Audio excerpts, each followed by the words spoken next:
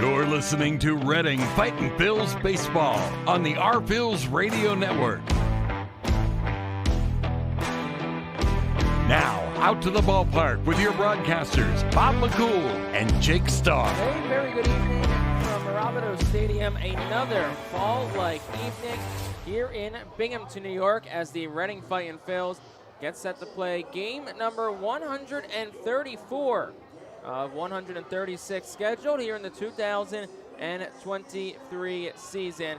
And their opponent on this Friday night is the Binghamton Rumble Ponies. Binghamton enters tonight with a 37-26 record in the second half, 72-60 record overall. They're playoff bound. They'll play Somerset next week in the first round of the Eastern League Northeast Division postseason.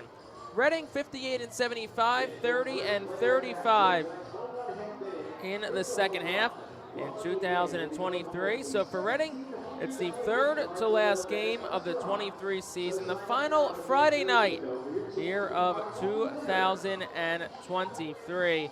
And it's another beautiful day, soon to be turned evening, temperatures in the mid-60s. A handful of our Phils actually made the trip up to Cooperstown, New York earlier today, took in the history at the National Baseball Hall of Fame. Certainly have more on that throughout tonight's broadcast as well. Well, look back at last night, and it's one that, if you're Reading, it's certainly one you want to forget quickly and put in the rear-view mirror. For 8 innings, it went pretty well. Matt Osterberg was excellent, went 7 innings, 3 hits for Reading, 6 strikeouts, no runs. A certain really good final start for Osterberg in Double-A in 2023. Certainly has him feeling good about heading into the offseason and where he'll stand in 2024. Christian Hernandez pitched a scoreless 8th. The Reading was up 1-0 heading into the 9th thanks to a solo home run from Baron Ratcliffe. He hit in the top of the 7th inning. And that brought in Andrew Baker. And Baker gave up a leadoff single to Ryland Thomas, struck out Luis Angel Acuna. So at that point you thought, okay, there's a chance they get through this inning with no damage, but then Jet Williams and Drew Gilbert each walked on consecutive plate appearances. That loaded the bases with 1 out, brought a mound visit out, and Jeremiah Jackson struck out. So you had 2 outs, bases loaded, and then Rowdy Jordan on the first pitch that he saw hit it to left center field, and it just was over the head and outstretched glove of Fightin' Phil center fielder Marcus Lee Sang.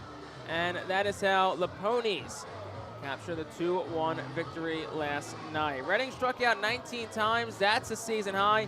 They'll look to clean that up tonight. Binghamton now the 2-1 edge in this week's series and 12-3 edge in 2023 with 3 games to play in the season series and 3 games to play for Reading in 2023.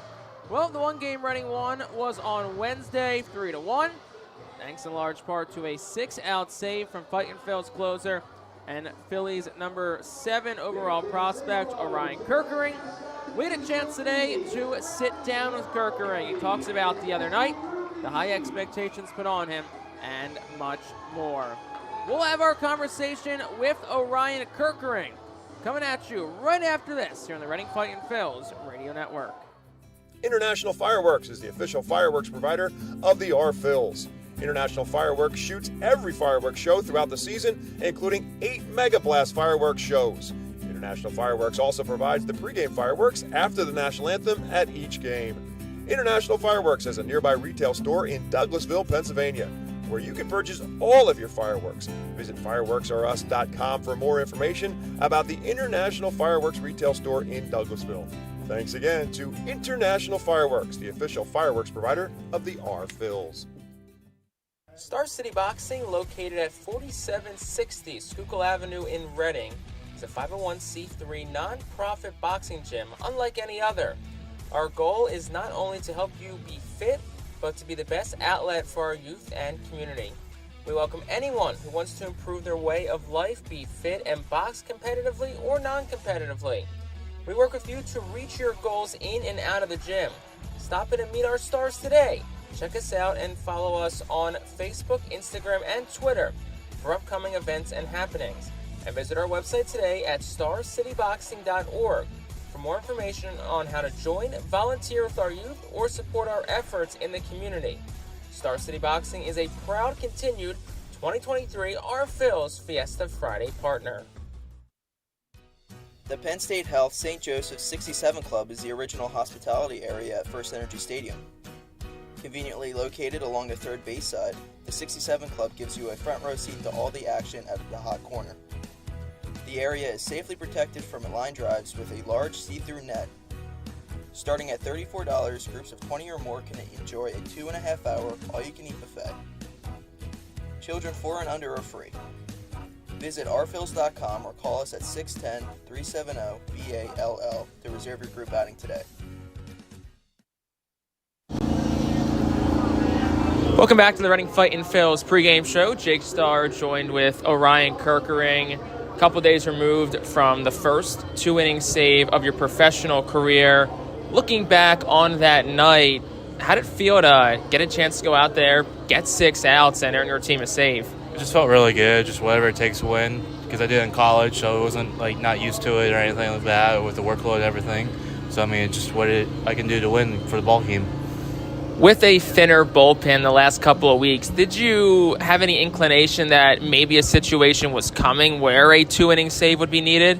For sure, yeah. I've been talking to the coaching staff and everything like that. It's always be ready for a 1+ opportunity, and so it just happened the other night, so it worked out all well.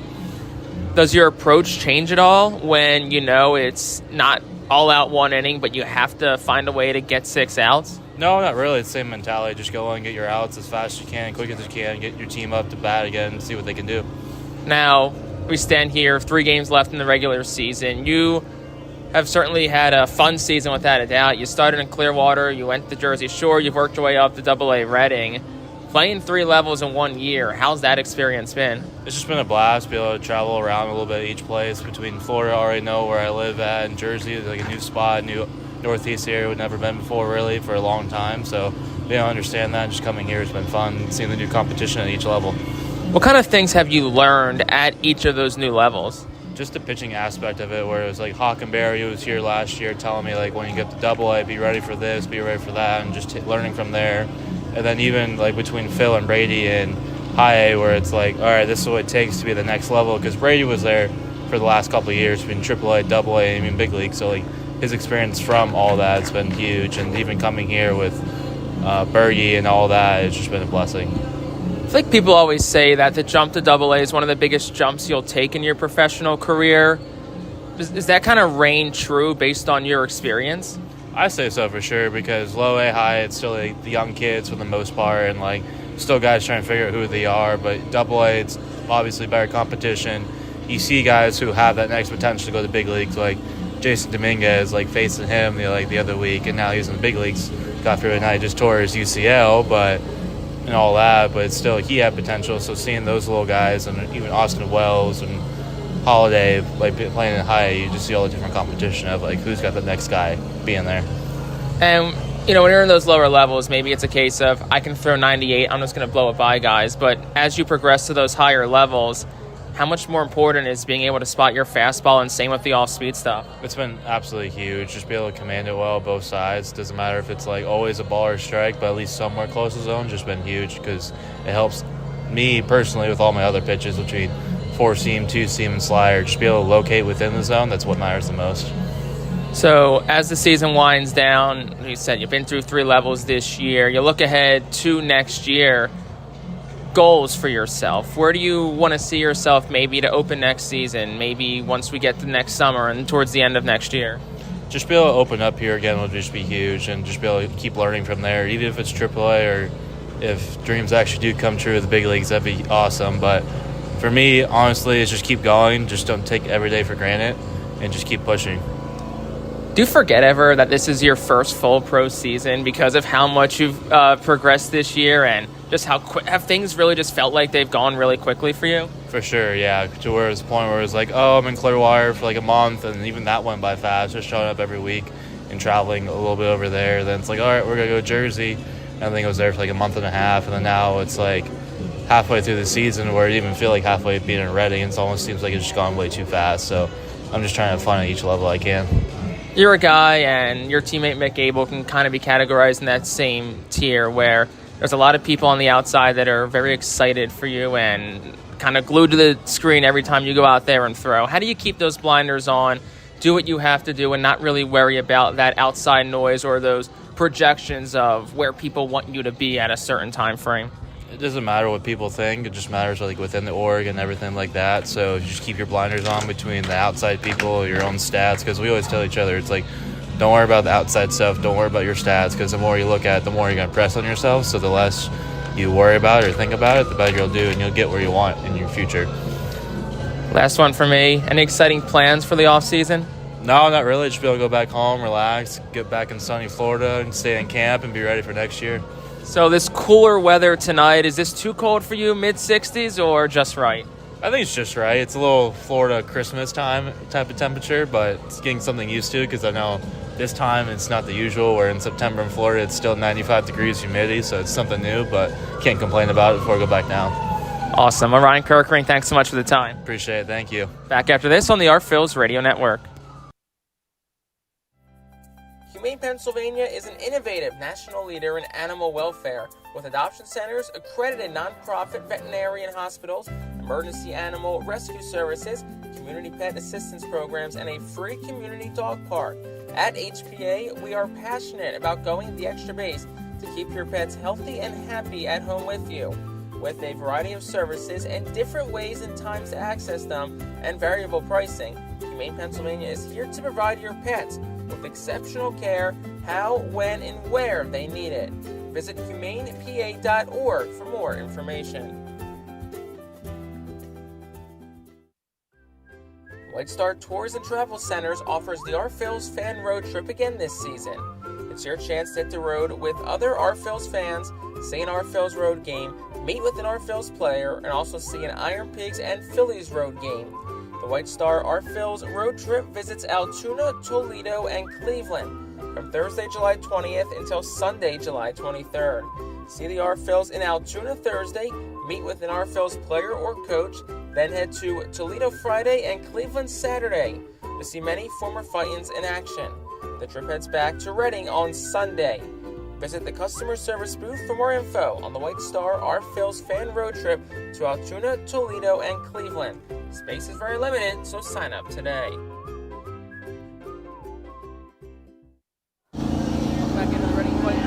Welcome back to the Reading Fightin' Phillies pregame show. Jake Starr joined with Orion Kirkering, a couple days removed from the first two-inning save of your professional career.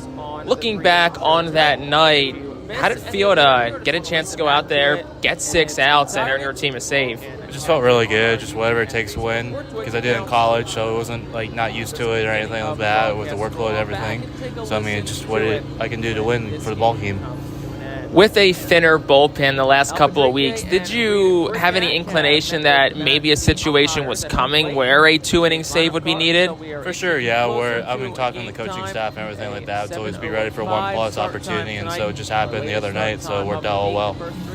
Does your approach change at all when you know it's not all out one inning, but you have to find a way to get 6 outs? No, not really. It's the same mentality. Just go and get your outs as fast as you can, quick as you can, get your team up to bat again and see what they can do. Now, we stand here, 3 games left in the regular season. You have certainly had a fun season without a doubt. You started in Clearwater, you went to Jersey Shore, you've worked your way up to AA Reading. Playing 3 levels in 1 year, how's that experience been? It's just been a blast, be able to travel around a little bit each place. Between Florida, I already know where I live at, and Jersey, like a new spot, new Northeast area we've never been before really for a long time. So being able to understand that, just coming here has been fun, seeing the new competition at each level. What kind of things have you learned at each of those new levels? Just the pitching aspect of it, where it's like Hockenberry was here last year telling me like when you get to AA, be ready for this, be ready for that, and just learning from there. And then even like between Phil and Brady and High A, where it's like, all right, this is what it takes to be the next level, because Brady was there for the last couple of years between AAA, AA, and even big league, so like his experience from all that has been huge, and even coming here with Bergie and all that, it's just been a blessing. I think people always say that to jump to Double A is one of the biggest jumps you'll take in your professional career. Is that kind of reign true based on your experience? I say so for sure, because low A, high, it's still the young kids for the most part, and still guys trying to figure out who they are. But Double A, it's obviously better competition. You see guys who have that next potential to go to the big leagues, like Jason Dominguez, facing him the other week, and now he's in the big leagues. Got through tonight, just tore his UCL, and all that, but still he had potential. So seeing those little guys, and even Austin Wells and Paul. To get for Reading, Zach Hockey will finish it. For Binghamton, it'll be TBA, and tomorrow for Reading. Originally it was Josh Hendrickson's spot.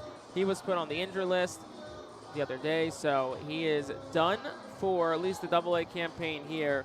Reading did make a few roster moves today. Eric Yeoman and Hans Kraus were both transferred from AAA Lehigh Valley, where they were taking off their rehab assignments and then transferred down to Double A. Both do have big league experience. Both are available tonight out of the bullpen for the Fightin' Phils. Keelan Kilgore placed on the development list, and Matt Osterberg, who pitched last night, placed on the development list. The Osterberg, more just a paper transaction at this point. Kilgore will not be available likely for the remainder of the weekend for the Fightin' Phils. Take a look at some out-of-town scores. Erie up 4-0 on Richmond, bottom of the fourth inning.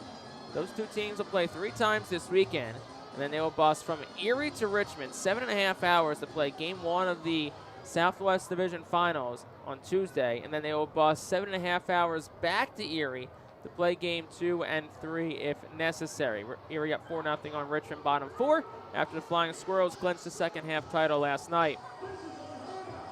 Hartford a 1-0 lead on Portland, bottom of the second. Somerset up 3-0 on New Hampshire, top of the second.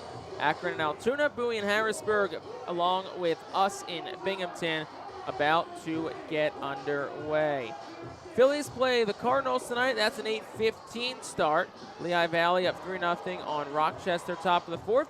Jersey Shore and Hudson Valley tied at 1 apiece, top of the second. Winner of that will advance to the South Atlantic League Championship Series against the Red Sox High A affiliate, the Greenville Drive.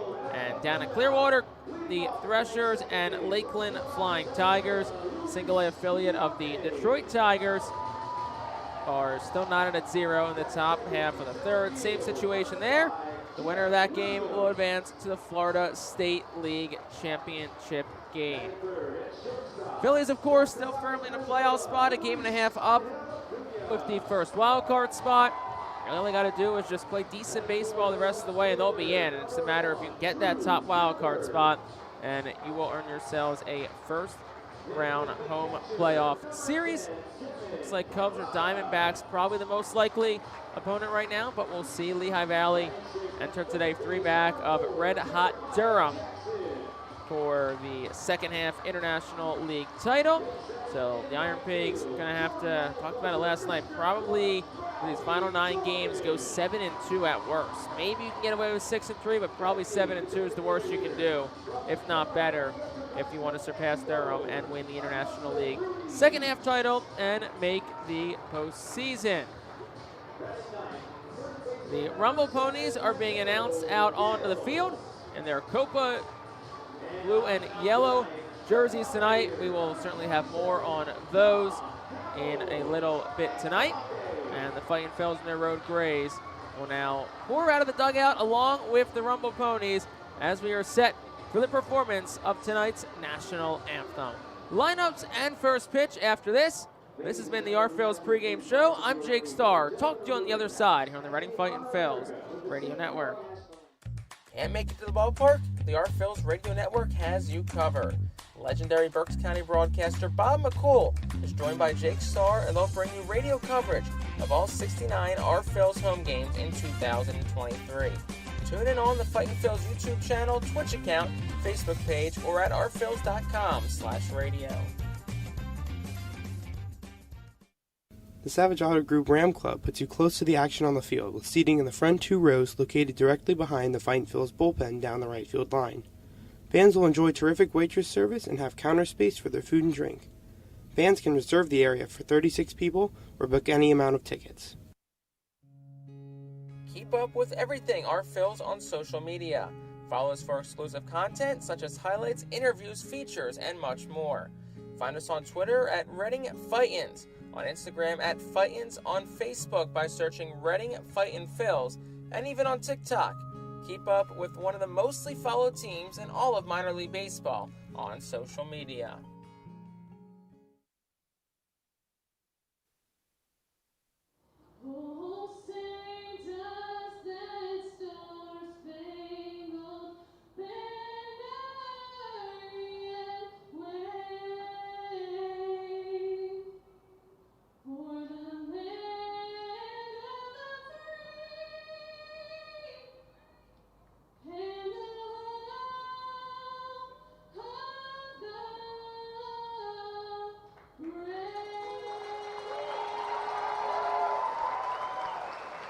Beautiful rendition of our nation's star-spangled banner, and the Rumble Ponies are on the field, and we are inching closer to first pitch on another fall-like Friday here in Binghamton.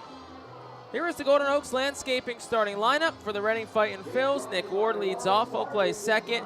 Marcus Lee Sang bats second, plays center. Madison Stokes third. At third, Baron Ratcliffe cleans things up to DH. Rickson Wingrove fifth at first, Jalen Ortiz sixth and right, Ethan Wilson in left bats seventh, Casey Martin eighth at short, and Max McDowell does the catching and bats ninth. Again, it's Ward, Lee Sang, Stokes, Ratcliffe, Wingrove, Ortiz, Wilson, Martin, McDowell.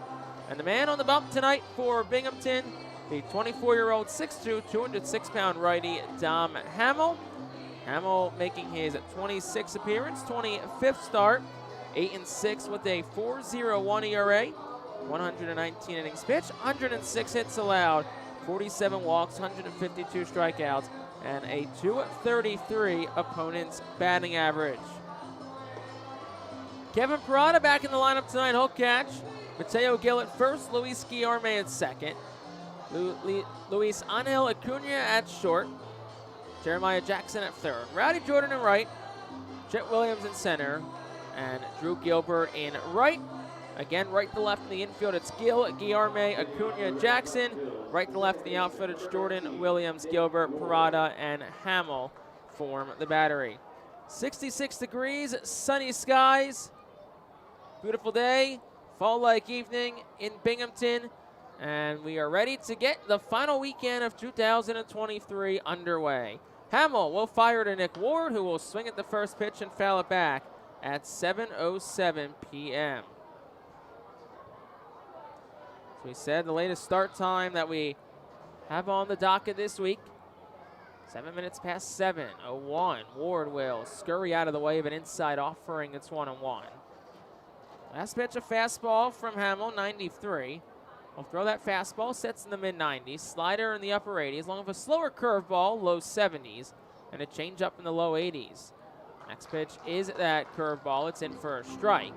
1 ball, 2 strikes to Nick Ward.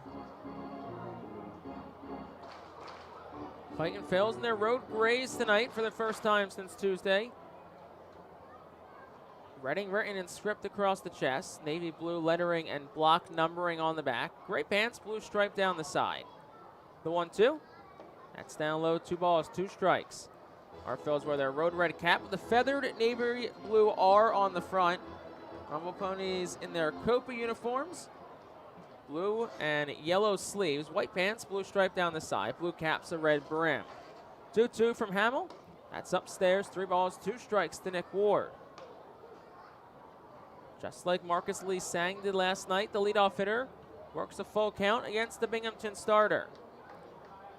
The righty will fire home, and Ward will foul it straight back. It's off the netting behind home plate and extends the at-bat.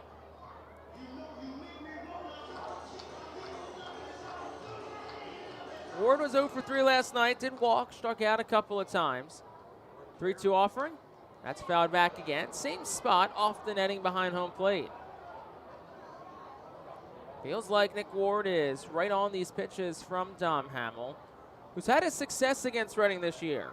2 starts, 13 innings, 20 strikeouts. 3-2. Ward, a ground ball towards the middle. Flag down by the pitcher, Hamill. He'll take a couple of gallops towards first and flip it underhand for out number 1. Long battle between Ward and Hamill. Hamill comes out victorious. And that brings Marcus Lee Sang to the plate for the Fightin' Phils. Lee Sang digs in from the left side. Back-to-back lefties for Reading to start. First pitch to Lee Sang. He swings and misses. It's 0-1. Reading manager Al Padrique in his first season mans the third base coach's box. Ray Ricker, 4th year in the Phillies organization. First season with Reading, first base coach's box. The 0-1 is down for a ball, 1-1. Tyler Henson, his 4th year with Reading, the hitting coach. Brad Bergeson, his 2nd time with Reading, the pitching coach, both in the dugout. 1-1. That's at the knees for a strike. 1-2 to Marcus Lee Sang. Lee Sang hit lead off last night. Was 0 for 4, 3 strikeouts.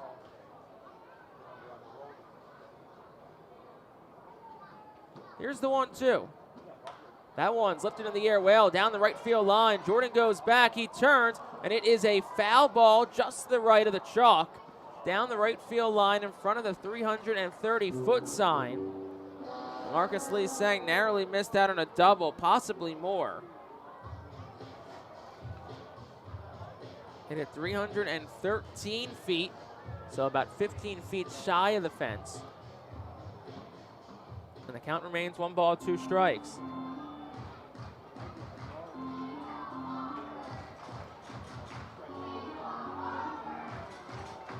And late time given to Lee Sang. Hamill, last time he faced Reading, July the 26th, 11 strikeouts, matched a career high. Went a career high 7 innings. June the 10th, 9 strikeouts and earned run over 6 innings pitched. Both no decisions against the Fightin' Phils. The 1-2. That's a cue shot foul to the left side. Stays a ball and 2 strikes.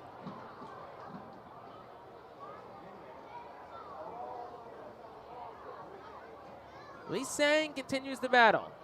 Hamill winds and deals. And that's just upstairs, 2-2. Narrowly missed inside to Marcus Lee Sang.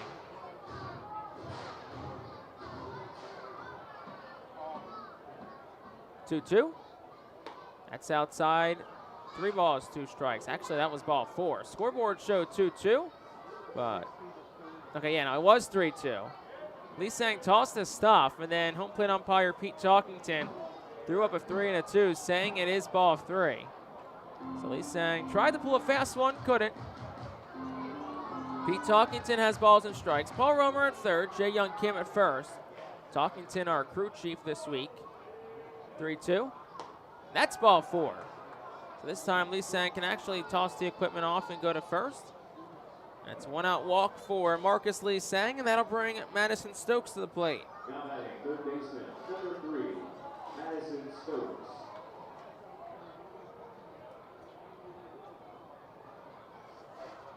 Stokes digs in from the right side. Had the night off last night. Was 1 for 4 for strikeout on Wednesday. First pitch. That's over for a strike, 0-1.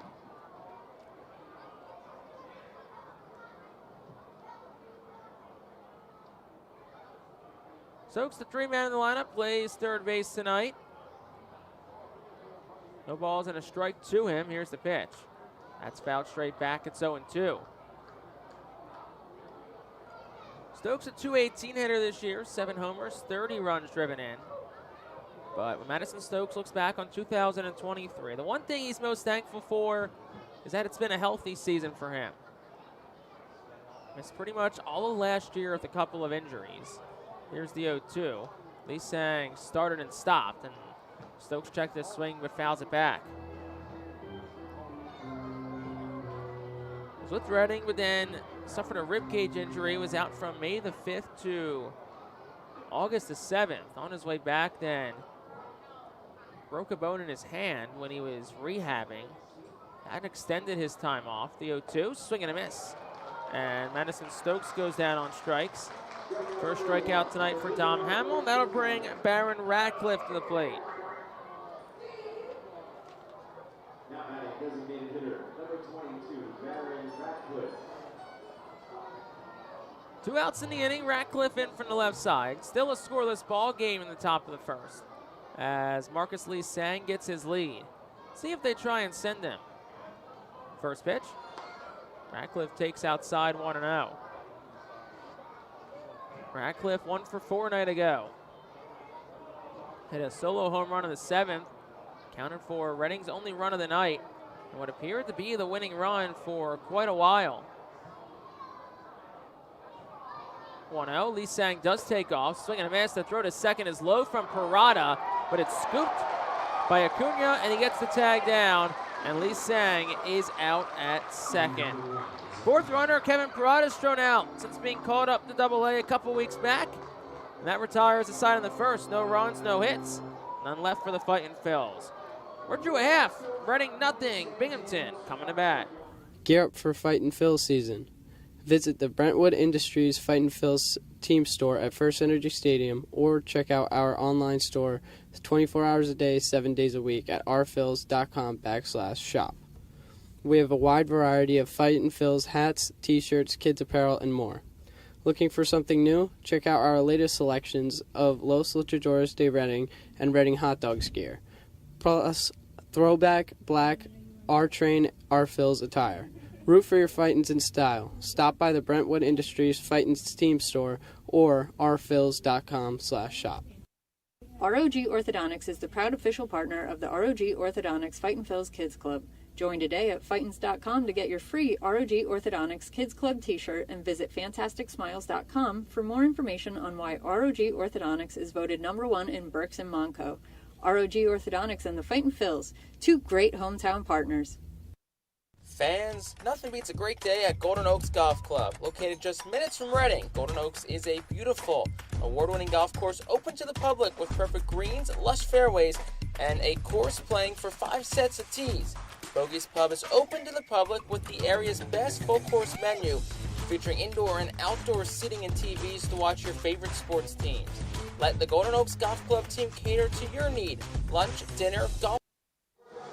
Bottom of the first inning, we're still scoreless as Luis Guillerme steps in, followed by Chet Williams, Luis Angel Acuna, Drew Gilbert, Kevin Parada, Jeremiah Jackson, Rowdy Jordan, Gustin Ruiz, and Mateo Gil. Guillerme, Williams, Acuna, Gilbert, Parada, Jackson, Jordan, Ruiz, and Gil. Fighting starter, David Parkinson, the lefty, on the mound. He'll wind and fire home, and it's down for a ball, 1-0. David Parkinson, 6'2", 210-pound, 27-year-old lefty, making his 24th appearance for Reading this year. Next pitch over for a strike, 1-1. 22nd start, 9-5, a 3.63 ERA, 121 1/3 innings pitched, 115 hits, 48 walks, 123 strikeouts. Opponents 247 against him. The next pitch just misses off the edge of the plate. It's 2-1.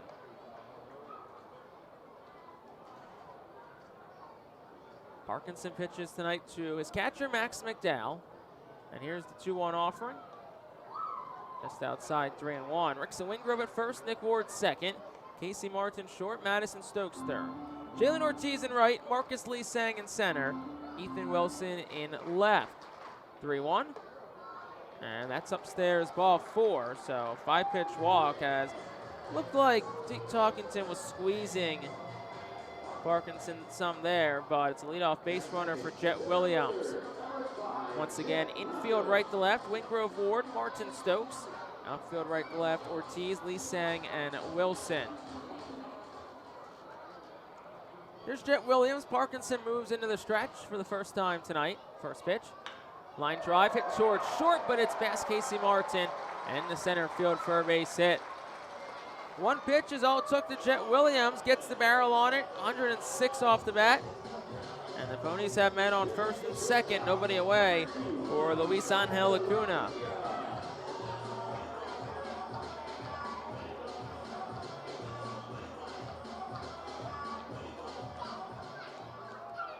Early trouble for the fight in southpaw David Parkinson. Acuna steps in from the right side. 2 on, no outs. First pitch, curveball. It's over for a strike. It's 0-1.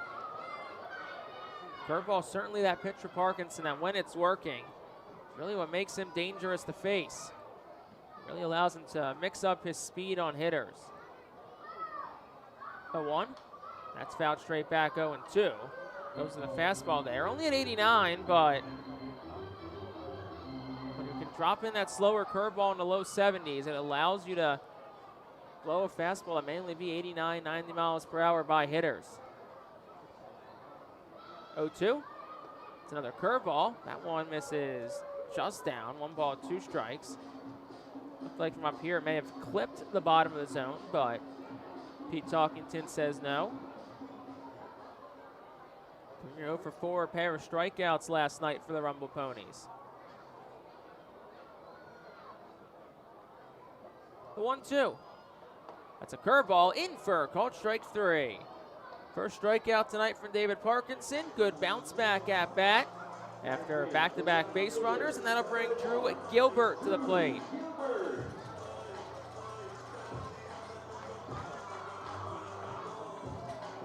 Gilbert, who ranks as the Mets' #2 prospect, was dealt from the Astros in New York in the Justin Verlander trade a couple of months ago.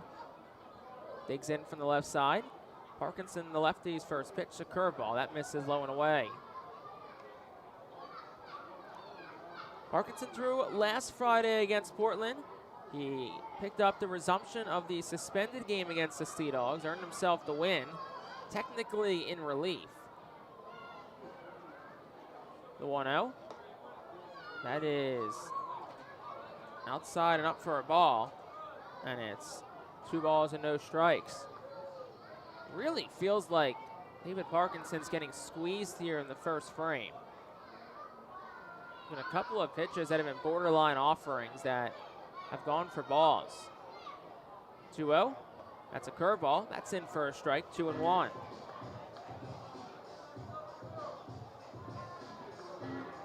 Went 4 2/3 last week against Portland. 3 hits and earned run. Just 3 strikeouts, but did what he had to do to get the team the win. 2-1. That's a fastball fouled straight back. It's 2-2.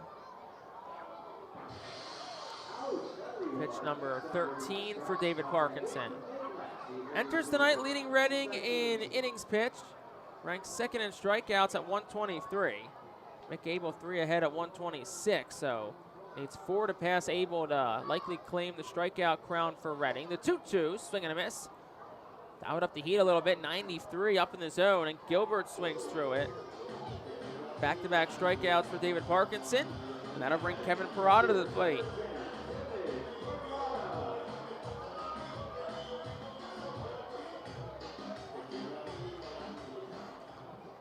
Runners on first and second, 2 away, bottom of the first. We're still scoreless.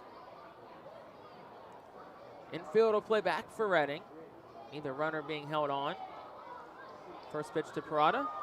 That's a breaking pitch that gets away. It's 1-0. Parkinson, who has just been simply dominant in the second half of the season, since July the 7th, is 7-1. With a ERA south of 2. The next pitch, a curveball, 2-0. 174 to be exact. 11 appearances, 62 innings. He struck out 61 and is holding opponents to a 208 batting average over that span. Down on the count, 2 balls, no strikes to Kevin Parada, the pitch. That's up and away, 3-0. Parada had the night off last night as Hayden Sanger started behind the dish, but back in the lineup tonight for the 3rd time this week. Parkinson's ready at the belt. 3-0. Green light on 3-0. He dribbles it foul. Knocked down by Jeremiah Jackson in the on-deck circle on the right side.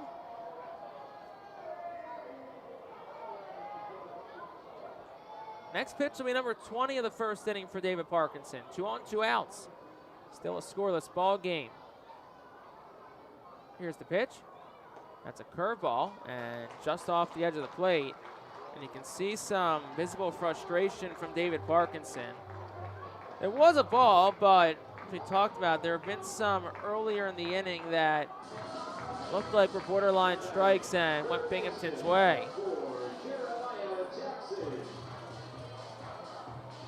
So now the bases are loaded with 2 outs for Jeremiah Jackson. He was 0 for 4 with 3 strikeouts last night. Infield will stay back for Reading. Outfield will play Jackson to go the other way. Right-handed bat digs in. First pitch is lifted in the air out towards center. Lee Sang doesn't have to really move at all. Take a couple of steps to his left to make the catch. And that'll retire the side in the first. No runs on a hit. 3 left for the Rumble Ponies. We'll go to the second. Still scoreless on the Phillies Radio Network. Empowering communities one relationship at a time is our commitment at Tompkins. Our customers have thrived thanks to our focus on local lending and their commitment to the customers they serve. They do a great job. Everything for us, from our banking, our insurance, to our wealth management. Tompkins has always been there for us. We see a long relationship with Tompkins. They're good people. Tompkins, banking, insurance, wealth. Member FDIC, Equal Housing Lender. Investment and insurance products are not FDIC insured, not bank guaranteed, and may lose value. Our Phillies fans can continue to expect great performances all season long on the Burke's Commercial Roofing stage. It's the home of great local talent, including the Our Phillies mascot band. Burke's Commercial Roofing prides itself on being a locally owned and operated company that puts an emphasis on customer service. They provide free on-site estimates and can handle any size repair, restoration, or replacement. Visit burkscommercialroofing.com or call 610-717-3949 for more information. And don't forget to sit back, relax, and enjoy the show at the Burke's Commercial Roofing stage at America's Classic Ballpark. Burke's Packing is a family-owned and operated meat processor located here in Reading, specializing in hot dogs, ham, specialty meats, and more. Burke's Packing provides America's Classic Ballpark with quality products, including the highly acclaimed flat-top grilled hot dog. Join us for Burke's Packing Sunday Family Fun Days at Sunday home games all season long at First Energy Stadium. Top of the second inning, still a scoreless ball game. 4-5-6-2 up for the Fightin' Phils. And out-of-town score look. Clearwater, a 2-0 lead on Lakeland in Game 3 of their postseason series. Phillies' first-round pick and currently ranked number 4 overall prospect, Aiden Miller, hit a 420-foot home run out of Baycare Ballpark. Remember, that's probably pretty accurate. Clearwater does have StatCast because it's a Major League stadium for spring training purposes. So Threshers up 2-0, and it's a name you'd love to see having success. Tom Hamill back out. First pitch to Baron Ratcliffe's at the knees for a strike. It's 0-1. Went to the curveball. Hamill did at 79, bottom of the zone. 0-1. That's down, a ball and a strike. Ratcliffe bats cleanup tonight after accounting for Reading's only run last night. Hit a solo home run in the 7th, put them up 1-0. 1-1 is down, 2-1. Ratcliffe, who was up the bat in the top of the first when Marcus Lee Sang got caught stealing at second. The next pitch misses down and into the lefty. It's 3-1. Hitters count here for Ratcliffe.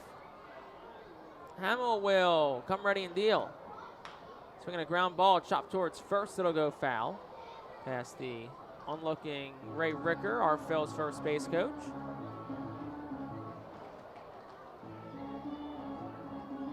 Three balls, 2 strikes to Baron Ratcliffe. Our in-stadium temperature reads 64 degrees. Temps once again expected to drop into the upper 50s as the night progresses. 3-2. That's a ground ball the other way to short. Acuna gobbles it up on a couple of hops and throws the first in time. Out number 1 for Rickson Wingrove.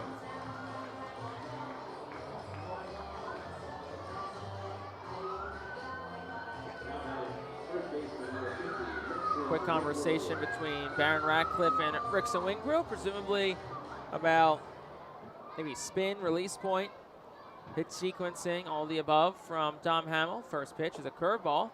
We'll take for a strike. It's 0-1. That was a hanger up in the zone. You know, if Wingrove sees that again, Gonna have to take the bat off the shoulder. 0-1. This is down 1-1. Rickson 1 for 3 last night. After a quiet start to his Double-A tenure, he really is starting to get comfortable up at the plate. 1-1 is on the outside corner, 1-2.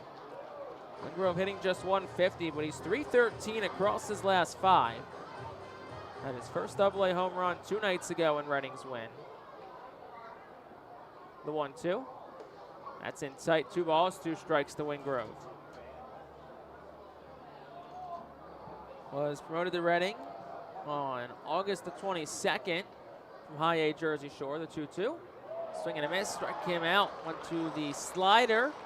Tom Hamill did. Second strikeout tonight. 2 outs in the inning for Jalen Ortiz.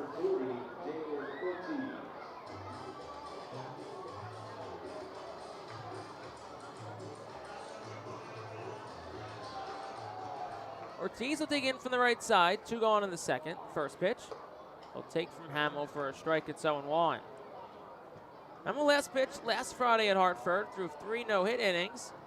That was all because the game got suspended after the 3rd. 0-1.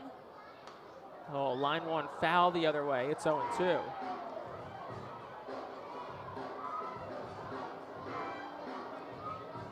Hamill, like a couple of members of the Phillies team, has international playing experience.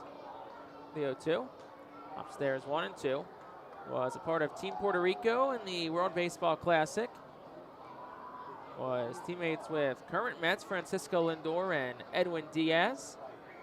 0-2. And that's fouled back again. Of course, Diaz suffered the fortunate knee injury when they were celebrating their advancement in the World Baseball Classic, so he's been out for all of 2023. Of course, a few members of the Phillies with international playing experience. Rickson Wingrove, Team Australia. Nick Ward, Team Great Britain in the World Baseball Classic. The 1-2. Outside for a ball, 2-2. Ward, who will actually be heading out to the Czech Republic a couple of weeks after this season ends to participate in an international tournament with Great Britain. 2-2. Ortiz will line it back foul again. Another long at-bat by an Phillies hitter. Hamill's up to 39 pitches through an inning and 2/3. Reading still nothing to show for it.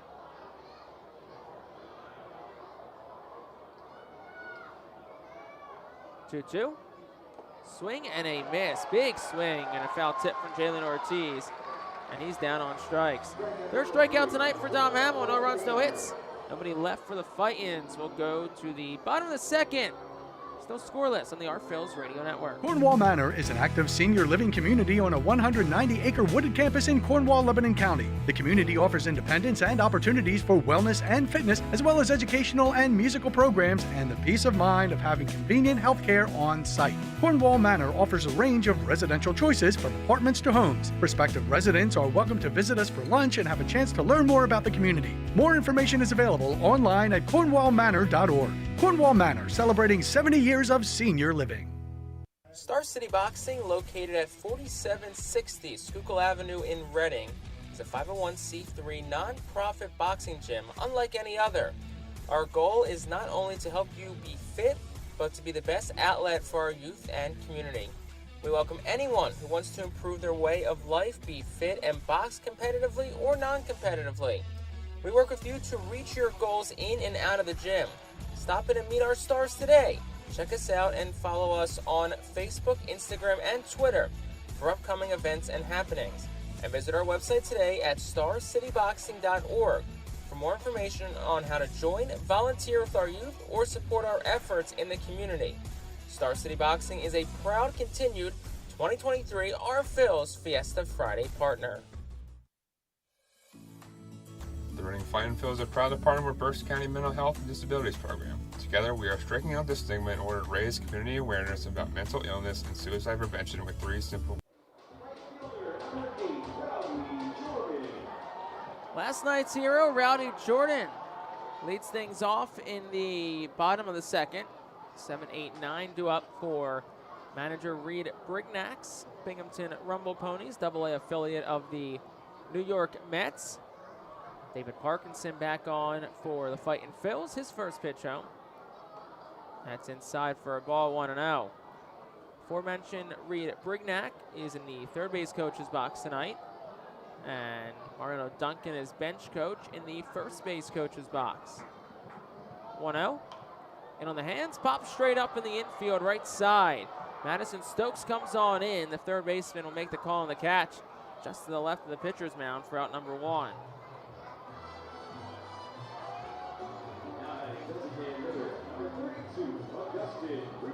Both coaches on the field for Binghamton with ties to the Phillies organization.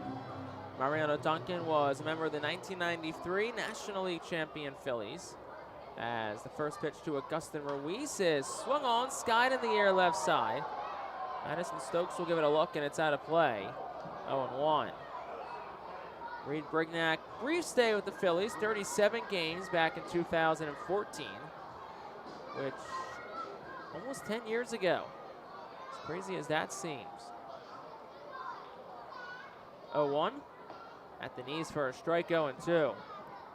Parkinson, after throwing 20 pitches in the first, he's looking for a quick inning. Up to 25 already. Here's the 0-2. Upstairs for a ball, it's 1-2. Ruiz was 0 for 3, a pair of strikeouts last night. The designated hitter tonight. 1-2. That's fouled straight back. Count stays the same.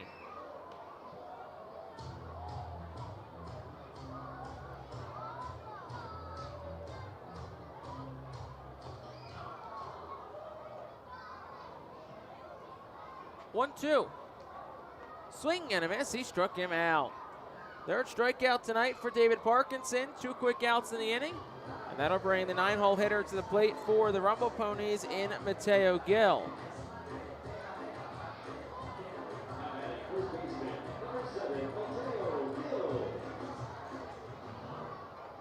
Gill will dig in from the right side. 2 gone in the second. We're still scoreless.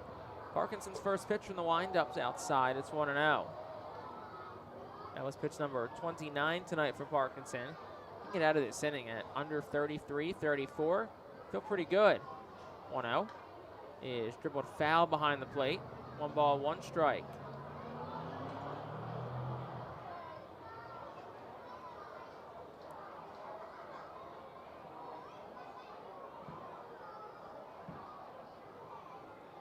One. Outside, 2-1. Parkinson last drew against Binghamton on July the 29th. No decision over 6 2/3 innings. 3 hits, 1 run. Struck out 6. That's a ground ball towards short. Martin dives for it. It skitters under his glove in the left center field for a base hit. Casey Martin gave it a valiant effort. Hit hard, 93 off the bat. And it's the second hit of the night for Binghamton. And the Ponies have a 2-out base runner for the leadoff man, Luis Guillerme.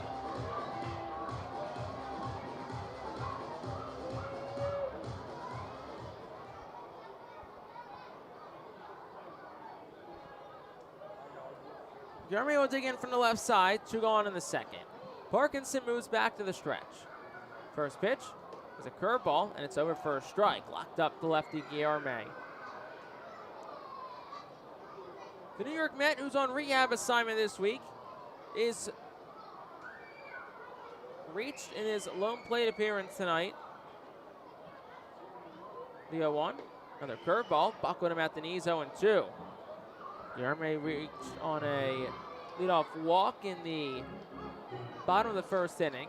Binghamton eventually loaded the bases, could not account for anything though. 0-2. Another curveball. This time Guillerme gets a piece of it and shoots it foul to the left side.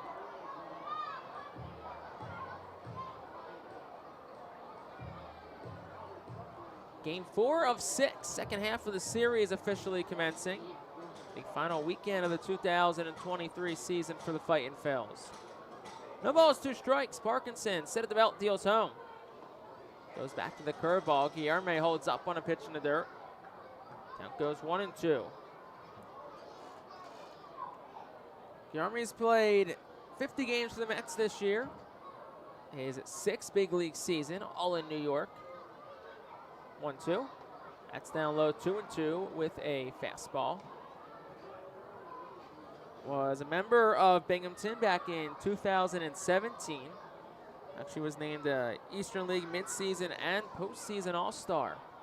2-2 to him. On the outside corner, called strike 3. And Luis Guillerme is down on strikes. 4th strikeout tonight for David Parkinson. And we have played 2 full. No runs on a hit. 1 left for the Ponies. We're still scoreless. We'll back after this on the Phillies Radio Network. Cornwall Manor is an active senior living community on a 190-acre wooded campus in Cornwall, Lebanon County. The community offers independence and opportunities for wellness and fitness, as well as educational and musical programs, and the peace of mind of having convenient health care on site. Cornwall Manor offers a range of residential choices from apartments to homes. Prospective residents are welcome to visit us for lunch and have a chance to learn more about the community. More information is available online at cornwallmanor.org. Cornwall Manor, celebrating 70 years of senior living. The Fightin Phils know who to call for trash and recycling services. A proven winner, JP Mascaro & Sons. The industry leader for over 50 years. Trust the familiar Mascaro Blue Elephant to provide dependable, quality service for your home or business. That's JP Mascaro & Sons, one of the top companies in its industry. Trash and recycling services for home, business, and industry. We are hiring and have open positions in Berks County. Check our website for open positions at jpmascaro.com or call 1-888-MASCARO. JP Mascaro & Sons, ready to serve you. Every time you grab an ice-cold 20-ounce Pepsi, you'll find a Pepsi emoji on the side of the bottle. So while the Pepsi delivers this, the Pepsi emoji delivers this. Ooh.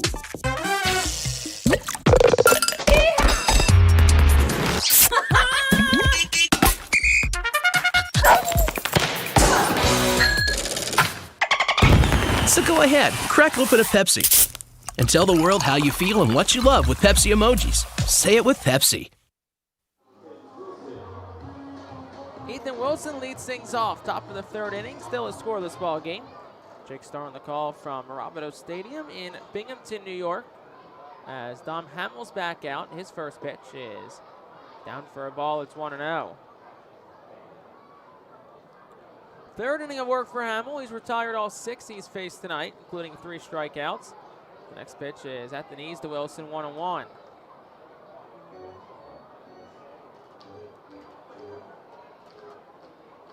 Ethan bats 7th tonight. 1-1 is lifted in the air towards shallow right. Out Guillerme slipped for a moment, but the second baseman gets his footing back and makes the catch. And that is out number 1 for Casey Martin.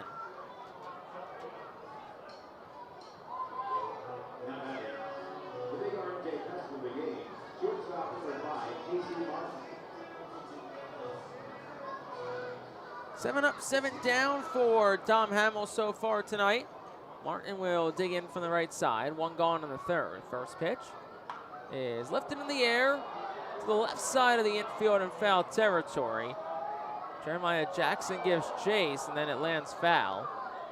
Took a carom off the concourse and shot back to the netting behind the dugout, where then a fan grabbed it from the top of the Phillies dugout on the left side.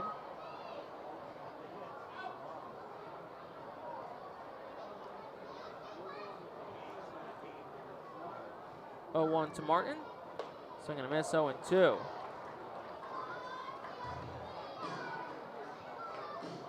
Casey Martin, 1 for 7, 4 strikeouts so far this week.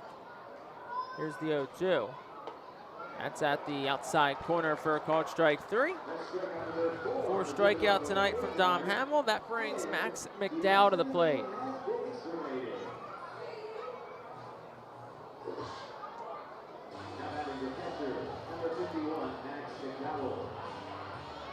Clayton's catcher McDowell digs in. First at bat of the night. Finishing up the first turn through the order for Al Padrique's lineup. First pitch is a softly hit line drive towards left, falling fast. It drops in front of Drew Gilbert for a base hit. Max McDowell didn't hit it hard, didn't get all of it. Just 70 off the bat, but that's all it needed. And it's the first base hit of the night for Reading. And that'll bring us back to the top of the lineup to Nick Ward.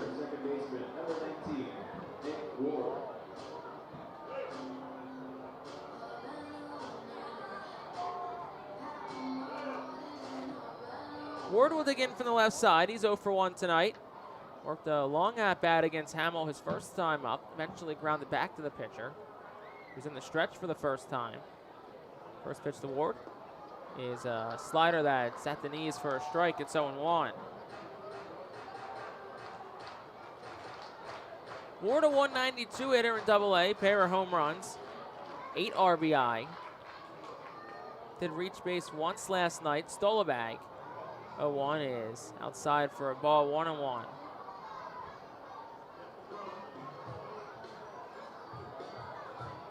McDowell gets his lead off first. Not a threat to run, 0 for 2 in stolen bases this year. Nick Ward will look to extend the inning in the third. Still scoreless. 1-1. That's a hot shot up in the air. To go out of play, foul to the left side of the field. Nice crowd filing in at Mirabito Stadium. Been in the upper 2,000s last couple of nights. I think tonight will probably push mid-3s to low 4s if I had to guess. Definitely a bigger crowd in on this Friday night.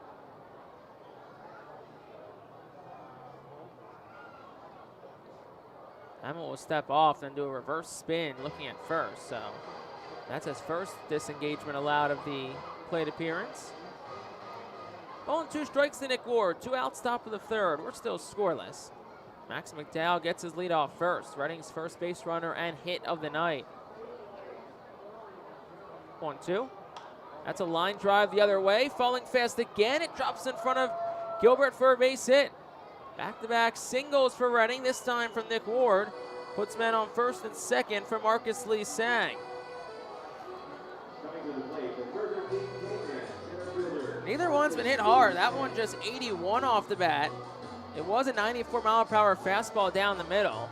So Ward was able to get just enough barrel on it. Now Reading has runners on first and second with 2 gone. Here's Marcus Lee Sang. First pitch. That's down for a ball. It's 1-0. Lee Sang worked the walk his first time up. Was caught stealing at second to end the top of the first inning. 1-0. That's a ground ball down the first base line. It's just foul to the right of the chalk. Jae Young Kim, our first base umpire, right on top of it.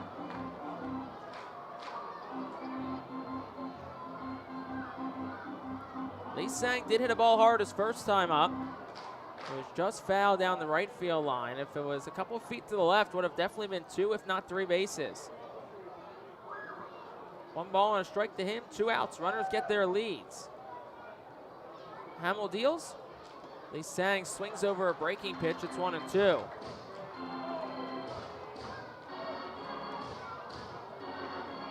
Infield plays back for the Ponies. Shortstop Acuna does shade towards the second base bag. Keeping an eye on Max McDowell. First baseman Mateo Gill is way back in the hole. 1-2. That's down. Skips away from the catcher Parada. Rolls to the right of the backstop. McDowell and Ward each advance a base on a wild pitch. So now it's second and third on a 2-ball, 2-strike count. The 9th wild pitch of the year for Dom Hamill. Leads all active Rumble Ponies. And he is tied with Luis Moreno in innings entering tonight, so certainly a larger sample size. 2 balls, 2 strikes to Lee Sang. Here's the pitch. Swing and a miss, struck him out. Dom Hamill, an extra pep in his step, stepping off the mound as he works out of a jam. 5th strikeout tonight for Hamill, and for Reading, no runs on 2 hits. And they leave 2 aboard in the third. We'll go to the bottom of the frame, still scoreless. Nursing home neglect is a serious problem. If you or a loved one has suffered from bed sores obtained in a nursing home or a fall down in a nursing home resulting in a fracture, our friends at Swartz Culleton can help. Call the attorneys at Swartz Culleton for a free consultation. Their phone number is 1-800-JUSTICE. That's 1-800-587-8423. Once again, call 1-800-JUSTICE today. Swartz Culleton is a proud sponsor of the Reading Fightin' Phils. Humane Pennsylvania is an innovative national leader in animal welfare with adoption centers, accredited nonprofit veterinarian hospitals, emergency animal rescue services, community pet assistance programs, and a free community dog park. At HPA, we are passionate about going the extra base to keep your pets healthy and happy at home with you. With a variety of services and different ways and times to access them and variable pricing, Humane Pennsylvania is here to provide your pets with exceptional care how, when, and where they need it. Visit humanepa.org for more information. The Enersys Power Alley Pub features a 2.5-hour all-you-can-eat buffet, private bar with bartender, 2 rows of seats, bar stool seating, and 4 cafe tables. The pub provides your party a private area to enjoy the ball game away from other fans. The Enersys Power Alley Pub may accommodate groups of 40 to 60 people. Enjoy socializing with your group and watch the game with a unique vantage point. Bottom of the third inning, we're still scoreless from Mirabito Field in Binghamton. Jake Starr on the call. Thanks for joining me tonight. And all week and now weekend long for the final 3 games of the 2023 Reading Fightin' Phillies campaign. 2-3-4-2 up against the lefty David Parkinson. He's pitched 2 scoreless so far tonight. And his first pitch home is a breaking pitch that bounces for a ball. It's 1-0. That was pitch number 39 for Parkinson tonight. 1-0 is a softly a ground ball towards the side of the mound, knocked down by Parkinson, then rolls towards third. There'll be no play, and that'll be an infield single for Jet Williams. His second time aboard via hit tonight, and that'll bring Luis Angel Acuna to the plate.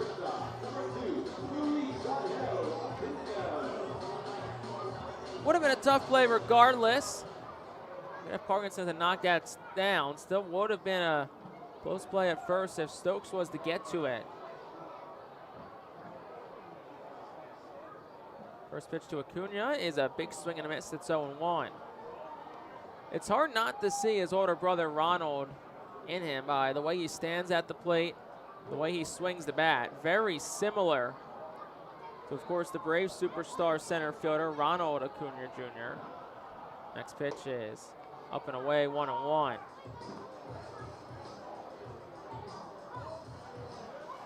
Luis Angel is ranked as the Mets' #1 prospect, number 40 in all of minor league baseball, according to MLB Pipeline. Parkinson will throw over to first. Back in, standing up, is Jet Williams. Jet, who has yet to record a stolen base at the AA level. Pretty sizable leadoff first as Rickson Wingrove holds him on. Over again. They may have had him. Oh, that's close, and he does get back in. So that is 2 disengagements for David Parkinson. Can't throw over again unless Williams goes, who looks like he's intent on doing that. He does go. Here's the pitch, way outside for a ball. And Max McDowell's throw is way in the center field, but a nice job by Casey Martin, though, to back it up. So that'll just go down as a stolen base. There won't be an error attributed to McDowell. Just never had a grip on it. First stolen base for Williams at the AA level. McDowell knew it right away after he released it. Took off his mask, and you could tell he was visibly frustrated. 2 balls, 1 strike to Acuna. Here's the pitch. Upstairs, 3-1. Your Parkinson, this is where you want to buckle down here and prevent this inning from spiraling out of control. 3-1. That's a good pitch and a swing and a miss. 3-2. Climb the ladder with an 89-mile-per-hour fastball.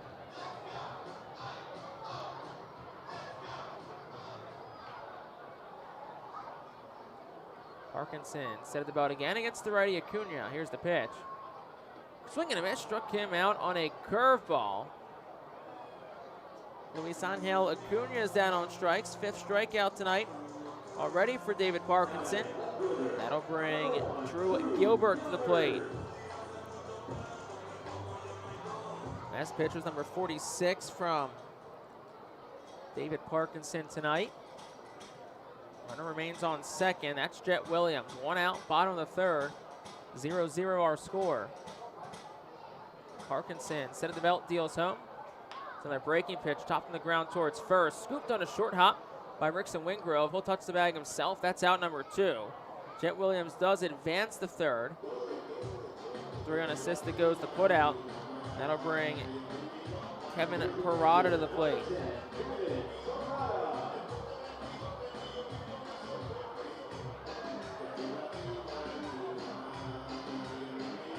Parada will step up to the plate with 2 gone.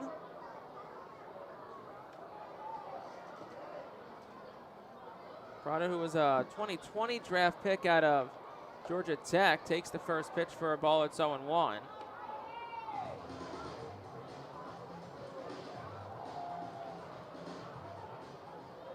Runner leads off third. That's Jet Williams. Next pitch is a swing and a miss. It's a ball and a strike.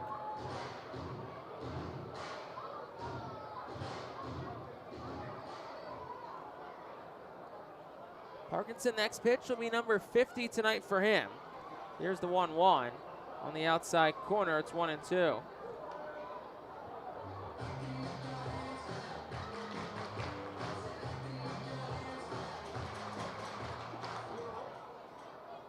Baron Radcliffe also went to Georgia Tech. It looked like his paths of Parada ever crossed, though. The 1-2 is just up and away for a ball, 2-2. Fastball at 91 from Parkinson. So that was pitch number 51. 2 balls, 2 strikes, 2 outs. Bottom of the third, still scoreless. Jet Williams leads off third. Here's the pitch. Swing and a miss, struck him out on an off-speed pitch. That's 6 tonight for David Parkinson. We're through 3, no runs on a hit. 1 left for the Ponies. We'll go to the 4th, 0-0 on the Phillies Radio Network. Nursing home neglect is a serious problem. If you or a loved one has suffered from bed sores obtained in a nursing home or a fall down in a nursing home resulting in a fracture, our friends at Swartz Culleton can help. Call the attorneys at Swartz Culleton for a free consultation. Their phone number is 1-800-JUSTICE. That's 1-800-587-8423. Once again, call 1-800-JUSTICE today. Swartz Culleton is a proud sponsor of the Reading Fightin' Phils. Are you looking for a reliable food distributor to meet all your culinary needs? Look no further than our trusted team at Feaser's Food Distributors. For over 120 years, our products have been sourced from the best farms and suppliers, ensuring that you get the best ingredients for your restaurant or organization. From fresh produce to premium meats, Feaser's supplies everything but the appetite. Visit Feasers.com today to experience the difference in working with a top-tier, family-owned food distributor. Feaser's, your partner for success in the kitchen. Looking for a fast and hassle-free way to get your snacks and non-perishable groceries? Look no further than FeasersDirect.com. With just a few clicks, discover the convenience of having your culinary essentials ready for a pickup at our headquarters in Harrisburg. The Reading Fightin' Phils are pleased to present you with their classic game program, all electronically. This program has information on the coaching staff, player roster, and front office staff. It also includes feature stories and alumni reports on all of your favorite guys who spent time in Baseball Town. Visit rphils.com/programs to check it out. We go to the 4th, still scoreless on the Reading Fightin' Phils Radio Network. I'm Jake Starr. As Dom Hamill returns the mound for inning number 4 of work. He will face 3, 4, 5 in the Fightin' Phils lineup. Madison Stokes will lead things off for Reading. Stokes 0 for 1 tonight with a strikeout. Playing third base tonight. Step on into the box against Hamill. 3 scoreless so far for Hamill. Gave up 2 its last inning, but was able to pitch around it. First pitch to Stokes is in for a strike. Buckled him on an off-speed pitch. It's 0-1. 80 on that last one. Here's the 0-1. Stokes takes the knees, 0-2.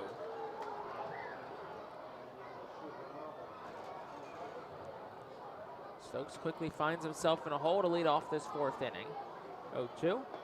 That's at the knees, a called strike 3. Stokes took 3 straight. And all 3 great spots from Dom Hamill. That's strikeout number 6 tonight. Our pitchers have combined for 12 Ks already. Through a little more than than a third of this ball game. So that brings Baron Ratcliffe to the plate for the R-Phils. First pitch to him, dusts the lefty off the plate inside. It's 1-0.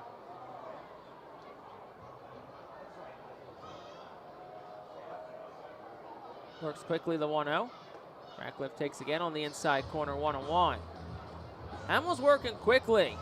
I wonder if that pace is disrupting the Reading hitters at all. Start this wind up here with 8 on the pitch clock. And he throws a curveball that misses up. It's 2-1.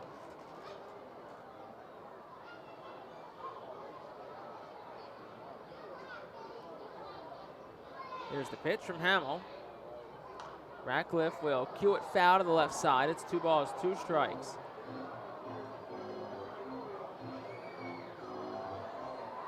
Ratcliffe 0 for 1 tonight, grounded out to short his first time up.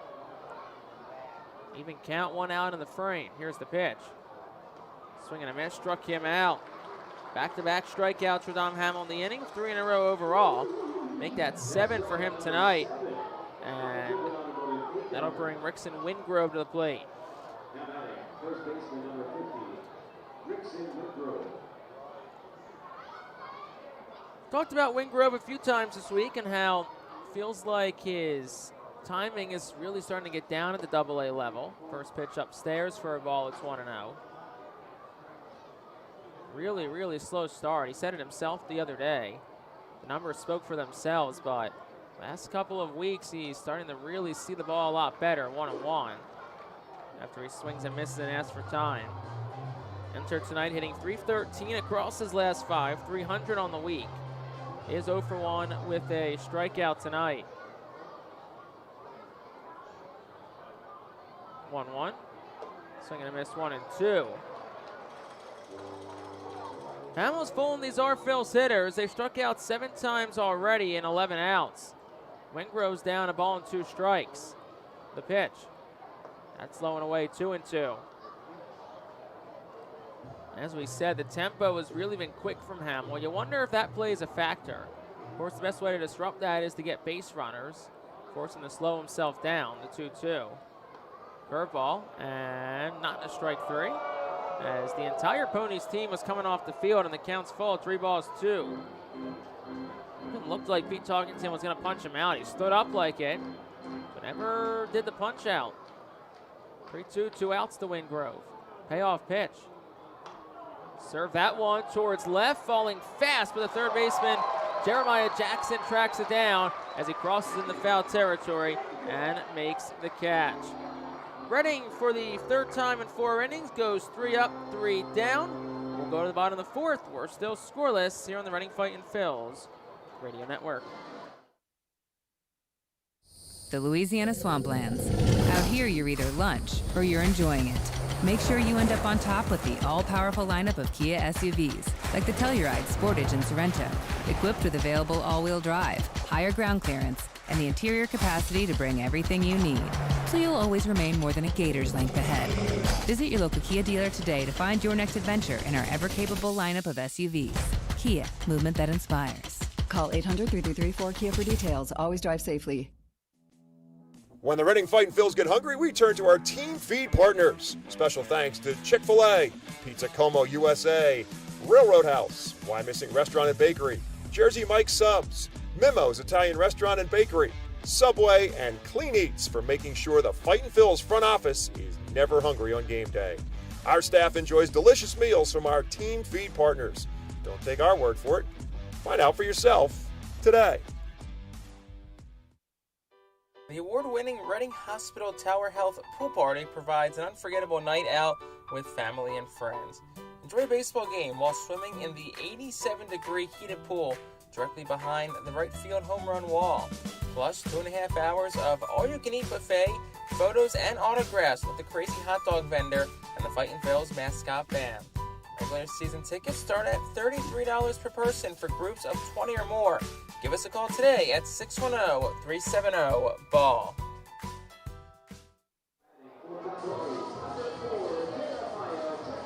We go to the bottom of the 4th. We're still scoreless. David Parkinson returns the mound for inning number 4 of work. Overall has been solid. He's scattered 3 hits. Had a couple of jams, but he's worked out of it. Jeremiah Jackson, the first batter he faces. And the lefty will wind and fire. And a curveball is inside for a ball. It's 1-0. That was pitch number 53 tonight for Parkinson in this top half of the fourth. 1-0. Breaking ball in for a strike. It's 1-1. 6, 7, 8 to up for Ponies skipper Reed Brignac's lineup in the inning. Their second time through the order. 1-1. That's a curveball. And trying to check his swing was Jackson. They'll appeal to first where Jae Young Kim will say no swing. So 2 balls and a strike to Jeremiah Jackson. Parkinson, the over-the-head wind-up, the lefty deals, and in on the hands, fly ball out towards center. Not deep. Marcus Lee Sang's back, curls towards the right center field gap, and he'll make the catch for out number 1.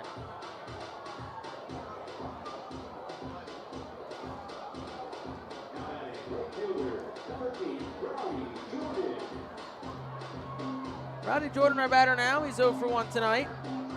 Popped out to third base his first time up. Quick delay in the action as it looks like there was a loose ball that came free. So Madison Stokes, like the upstanding individual he is, ran over and gave it to a fan. So now Jordan digs in with 1 out in the bottom of the fourth. Bases are empty.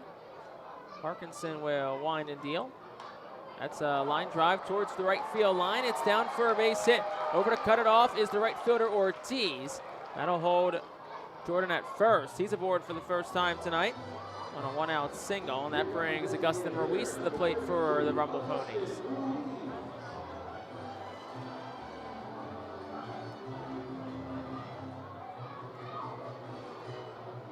Fourth hit allowed by Parkinson tonight. It's been 1 in each inning, but he's kept the Ponies off the board. We're still scoreless in the bottom of the fourth. First pitch, runner takes off. McDowell's throw to second's on the money, and they got him. Pitch was a ball, but it doesn't matter because Rowdy Jordan is nabbed at second base. Just the 5th time he's been caught stealing this year in 34 attempts. And it's the 28th base runner. Max McDowell is thrown out this year. And there's 2 outs in the inning. Last pitch was a ball to Ruiz, so here's the 1-0. That's outside 2-0. That's got to feel good for Max McDowell. He's had some issues with his throws to second this series. He's sailed a couple, including one earlier tonight. 2-0 is at the knees for a strike, 2-1. Just a beautiful seed to second base from the R-Phil's backstop. 2-1. That's a line drive towards the hole on the left side. Stokes dives, but it skips past him in the left field. That's a base hit. Second hit of the inning for the Ponies. This one comes from Augustin Ruiz. Brings the 9-hole hitter Mateo Gill to the plate.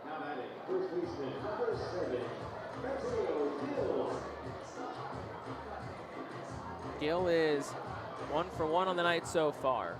Parkinson up to 60 pitches through 3 2/3. Of course, I'm sure the goal is to get him through 6 tonight. First pitch is a curveball. It misses upstairs. It's 1-0.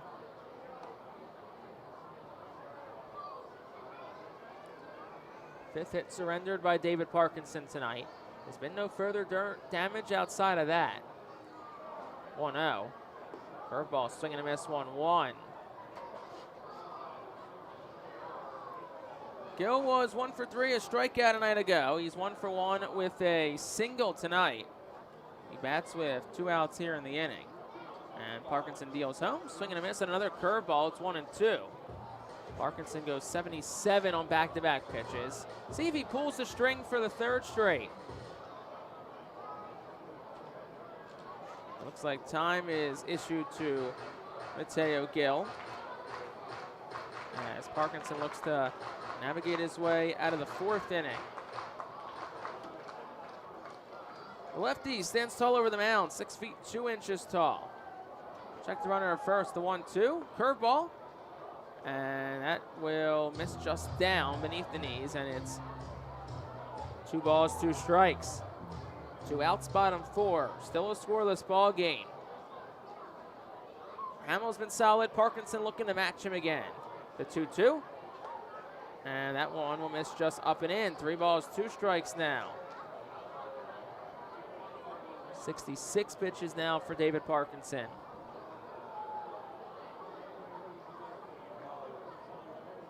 3-2.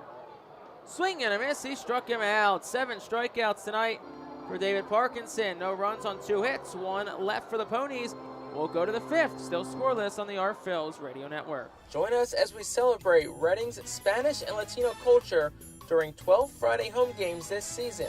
The Savage 61 Fiesta Fridays, presented by Tito's Handmade Vodka, High Noon Sun Sips, Catay Law Offices, Suburban Brewing Company, Haro's Cards and Collectibles, Humane Pennsylvania, Star City Boxing, Apis Services, Supportive Concepts, and Affordable Home Care.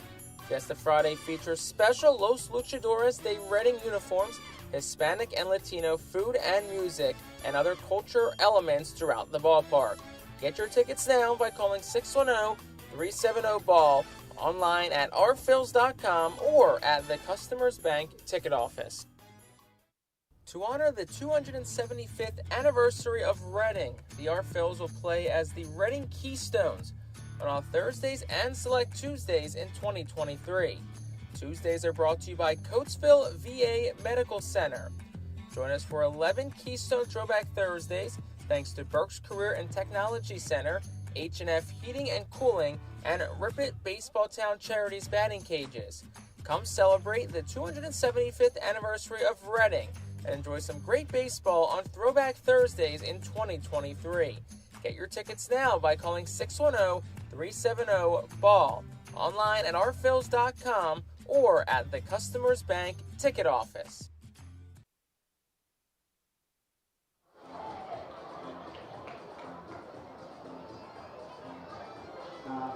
Back for the top of the 5th inning. Jake Starr on the call from Mirabito Stadium here in Binghamton, New York. We're still scoreless as Jalen Ortiz will lead off. 6-7-8 due up for the Our Phils here in the frame.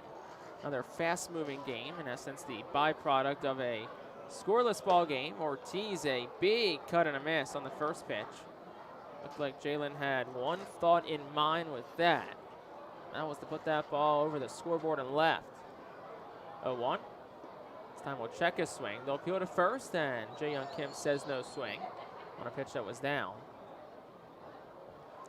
72 pitches tonight for Dom Hamill here in the 5th inning. 1-1. Swing and a miss, 1-2. Another healthy hack from Ortiz.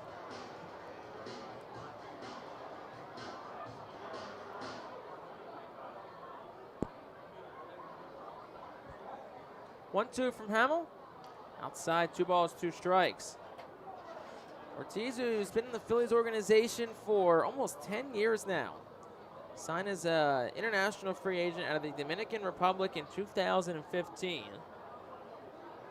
Now 24 years old. The next pitch will take. And it's a called strike 3 from Dom Hamill, bottom of the zone. And that's strikeout number 8 tonight for Hamill. Pitchers tonight have now combined for 15 strikeouts. And now that'll bring Ethan Wilson to the plate.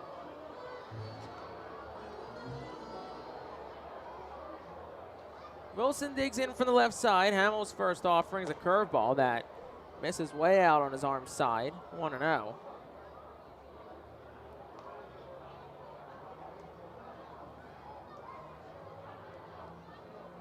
Ball and no strikes to Wilson, who's 0 for 1 tonight. 1-0 is lifted in the air out towards shallow left center. Going to be a tough play. Gilbert, the left fielder, comes in and makes the catch. And that's out number 2. Excellent closing speed by Drew Gilbert. And that'll bring Casey Martin to the plate.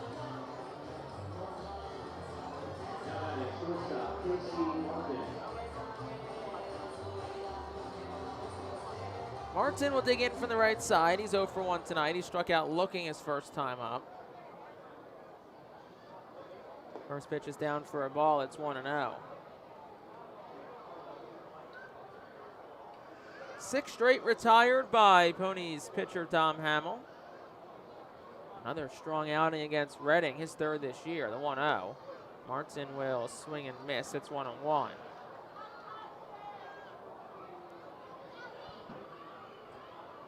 Casey has been with Reading since the middle of June.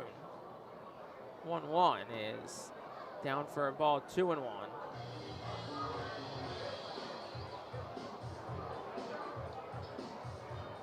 Was promoted to Reading back on June the 12th from High A Jersey Shore, the 2-1.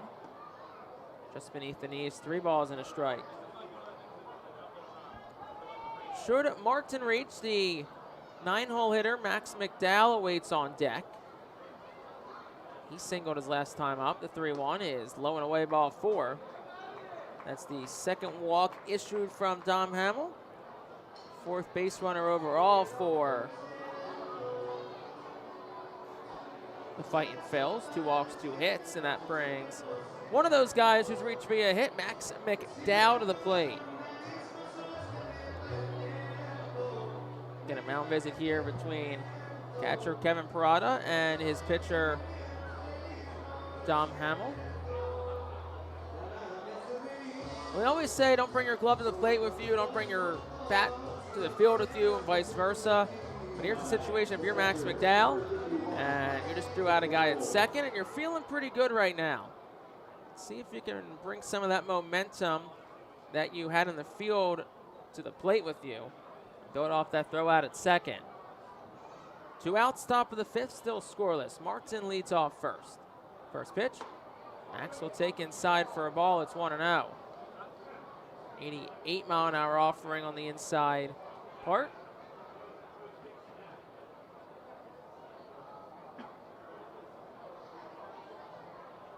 Set of the belt is Hamill. Here's the 1-0.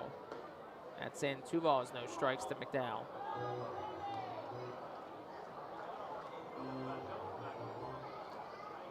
See what Max's approach is here, whether he's looking for a strike or going to offer at a pitch in a spot here. Martin continues to lead off first. Here's the pitch. Max does swing and hits it off the helmet, face mask of Kevin Parada. So the catcher for Binghamton will take an extra second, looks over towards his dugout at manager Reed Brignac, and Austin Dayton, the head athletic trainer, gives him a thumbs up and says, "I'm okay, good to roll." Something umpire Pete Talkington will get back in behind the plate. 2 balls and a strike and 2 outs. Hamill set at the belt, righty on righty matchup. Here's the pitch. That's a breaking pitch in for a called strike at 80. 2 balls, 2 strikes. Max 1 for 1 tonight. First hit of the week. Came back in the 3rd inning. 2-2. That's lifted in the air, out towards right. Rowdy Jordan goes back towards the track. He's there, he'll make the catch. And that'll retire the side in the 5th. No runs, no hits. 1 left for the Fightin' Phils. We're halfway through from Binghamton. Still scoreless on the Our Phils Radio Network. For top flight local jobs, go with who you know. JP Mascaro & Sons are a leading waste removal company. To meet today's employment and service demands, Mascaro is upgrading its already highly competitive employee wage and benefit package for drivers, collection crew helpers, and other positions. Call 888-MASCARO, M-A-S-C-A-R-O, for details. Work for an established local family business committed to its employees. Again, call 888-MASCARO today or apply online at www.jpmascaro.com. Cornwall Manor is an active senior living community on a 190-acre wooded campus in Cornwall, Lebanon County. The community offers independence and opportunities for wellness and fitness, as well as educational and musical programs, and the peace of mind of having convenient health care on site. Cornwall Manor offers a range of residential choices from apartments to homes. Prospective residents are welcome to visit us for lunch and have a chance to learn more about the community. More information is available online at cornwallmanor.org. Cornwall Manor, celebrating 70 years of senior living. ROG Orthodontics is the proud official partner of the ROG Orthodontics Fightin Phil's Kids Club. Join today at Fightins.com to get your free ROG Orthodontics Kids Club t-shirt and visit FantasticSmiles.com for more information on why ROG Orthodontics is voted #1 in Berks and Monco. ROG Orthodontics and the Fightin Phils, two great hometown partners. Bottom half of the 5th inning, still a scoreless ball game from Mirabito Stadium. David Parkinson back on for his 5th inning of work. I'm Jake Starr. Thanks for joining myself tonight and all week long from Binghamton. Top of the order due up for the Rumble Ponies. Luis Guillerme will lead things off for Binghamton. Mets infielder who is on rehab assignment this week. Parkinson, 67 pitches. Here's his first offering home. Inside 1-0. Can get out of this inning at, say, like 83. I think there's an argument for him getting the 6th inning. He's been strong tonight. There's no reason not to. 1-0 is a breaking ball inside 2-0. 4 shutout innings. Parkinson has lowered his season ERA to 3.52. Next pitch is fouled off the netting on the left side. It's 2-1. It's the 3rd start for Guillerme this week. Yet to record a hit so far with his former team Binghamton. 2-1 is line drive down the left field line on a slice out of play foul. 2 balls, 2 strikes.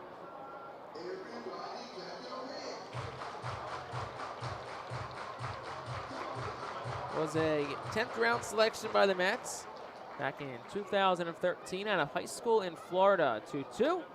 That's in tight. 3 balls, 2 strikes.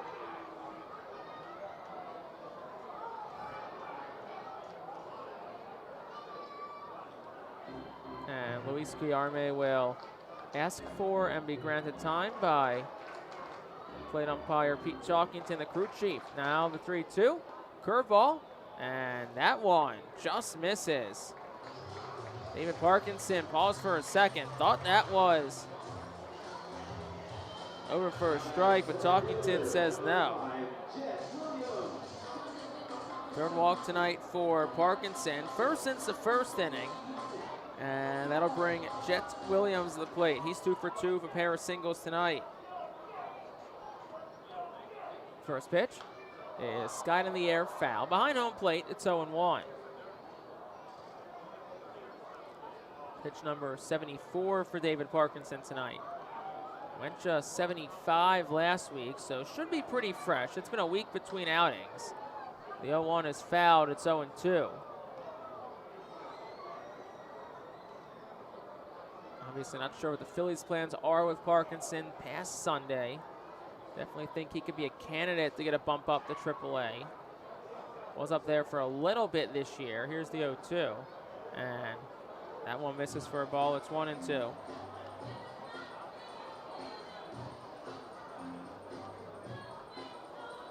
Reading would love a ground ball here.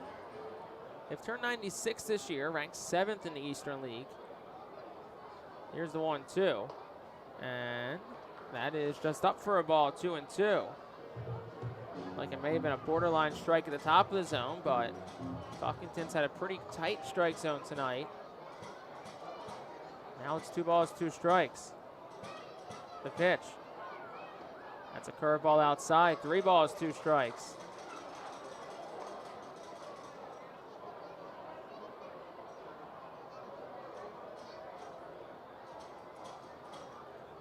So Parkinson was up 1-2. Now it's 3 balls, 2 strikes. So look to get Williams here and the first out of the inning. This pitch number 79. Here it is. Curveball, ground ball right towards the middle. Slowly hit. Martin has to charge and field it. Only play was the first. He got it. Guillerme goes up to second. 6-3 goes to put out. Good as a bunt. That'll bring Acuna to the plate. It was a softly hit ground ball. Looked like it was back to the mound for a second. But Parkinson, despite his best efforts, unable to get to it. If he got it, there's probably a chance they turn two. But regardless, they still got an out. Now Luis Angel Acuna is the batter.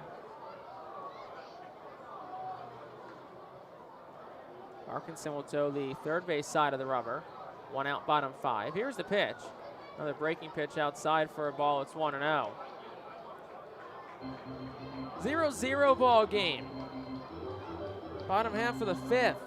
Luis Guillerme leads off second. He's the lone base runner. Nick Ward shades the bag. Hold him on. The second baseman does. Next pitch outside, 2-0. That's 81 for Parkinson. So now you're getting to a point where, once he gets out of this inning in 5 or 6 pitches, it's probably the last inning of the night for him. Then we'll see what Reading does bullpen-wise. 2-0. Swing and a miss, 2-1. Should be a pretty fresh bullpen tonight. Reading only used 2 arms last night, Christian Hernandez and Andrew Baker, so both of them presumably not up tonight. Orion Kerkering, maybe, depending on the situation. More likely than not, they'll try and avoid using him as he went 2 innings a couple of nights ago. More than likely be available tomorrow night. The 2-1 is a slowly hit ground ball towards third. Acuna can run. Stokes has it, throws on the run. In time by half a step. Nice play by Madison Stokes. Fields and throws all in one motion. Guillerme up to third. 5-3 goes to put out. 2 outs in the inning for Drew Gilbert.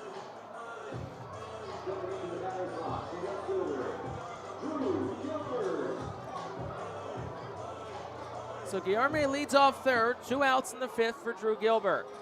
Parkinson at 83, so maybe a quick at-bat gives him another inning, but we'll see.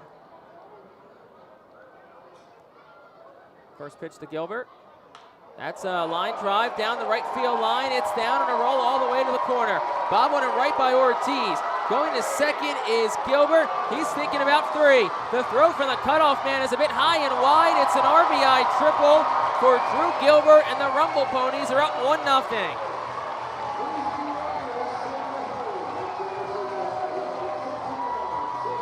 Luis Guillerme scores. Gilbert gets a third. After Ortiz bobbled in and right, and Binghamton takes a 1-0 lead.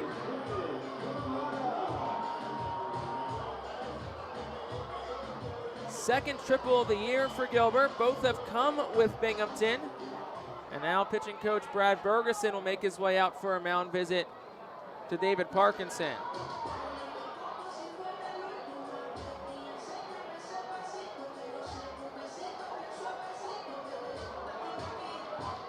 .84 pitches for Parkinson. So we talked about the other nights. Can't tell whether anybody's up in the Phillies bullpen because it's behind the left field fence here at Mirabito Stadium. As Kevin Parada will come to the plate. An extended mound meeting comes to an end. It was just between Bergeson, Parkinson, and his catcher Max McDowell. So runner remains on third, 2 outs in the bottom of the 5th. Parkinson, who has been solid tonight. Reading trails for the first time, 1-0, looking to keep it at that here against Parada. First pitch, swing and a miss, 0-1. Pitch number 85 for Parkinson, who has just been oh so good the second half of the season. Arguably Reading's best pitcher in 2023. 0-1. Curveball that's down, 1-1. Parada 0 for 1. He's walked and struck out tonight. Highly regarded catcher out of Georgia Tech. 1-1. That's a ground ball. Looks like it hit off his foot and dribbles foul. Ball and 2 strikes to Kevin Parada. And all in all, this is it for Parkinson. Should he get this third out? 5 innings of 1-run ball with 7 strikeouts is certainly nothing to snooze at. Has to get this last out. 1-2. Here's the pitch. Swing and a miss, struck him out. 8 strikeouts tonight for David Parkinson. That is 88th pitch of the night. But Binghamton is on the board first. They score a run on a hit No errors, and the Ponies do leave one. We'll go to the 6th. Binghamton up 1-0 here on the Phillies Radio Network. Cornwall Manor is an active senior living community on a 190-acre wooded campus in Cornwall, Lebanon County. The community offers independence and opportunities for wellness and fitness, as well as educational and musical programs and the peace of mind of having convenient health care on site. Cornwall Manor offers a range of residential choices from apartments to homes. Prospective residents are welcome to visit us for lunch and have a chance to learn more about the community. More information is available online at cornwallmanor.org. Cornwall Manor, celebrating 70 years of senior living. Our Phillies fans can continue to expect great performances all season long on the Burke's Commercial Roofing stage. It's the home of great local talent, including the Our Phillies mascot band. Burke's Commercial Roofing prides itself on being a locally owned and operated company that puts an emphasis on customer service. They provide free on-site estimates and can handle any size repair, restoration, or replacement. Visit burkscommercialroofing.com or call 610-717-3949 for more information. And don't forget to sit back, relax, and enjoy the show at the Burke's Commercial Roofing stage at America's Classic Ballpark. To enjoy a perfectly crafted 1893 from the makers of Pepsi Cola, you must first appreciate its carefully selected ingredients. A dash of cola nut extract, a hint of real sugar, a splash of sparkling water, and a generous amount of attractive spokesperson. Trust me, I'm gorgeous. Cheers to 1893 boldly blended colas, a delicious balancing act of premium ingredients from the makers of Pepsi Cola. New Armin for the Rumble Ponies. It's Junior Santos in relief of Dom Hamill. 28th appearance for Santos. He's also made 15 starts. 4-8 with a 6 ERA. 96 innings pitched. 119 hits allowed. 39 walks. 71 strikeouts. Opponents are hitting .312 against him. We'll get the top of the Phillies lineup. It starts with Nick Ward. Running down 1-0. First pitch. Ward takes for a strike. It's 0-1. Santos pitching relief of Dom Hamill, who turned in another impressive start where he kept Reading's offense quiet. 5 innings, 2 hits, no runs. 2 walks, 8 strikeouts for Hamill. 0-1. Ward will take a ball and a strike.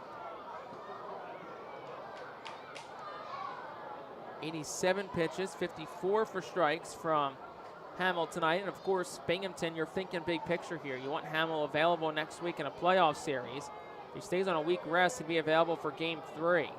1-1. Ward takes 2-1. Of course, if you're Reading, you're just happy to see Hamill out of the ball game. After he carved up the lineup across 25 innings this year, he had 18 innings. He had 28 strikeouts. It's pretty good. 2-1. Ward hits it in the air well, out towards right. Slicing down the line, it will go just foul. Nick Ward certainly gave it enough for a home run. Hit it 371 feet, 101 off the bat, but just yanked it foul a bit.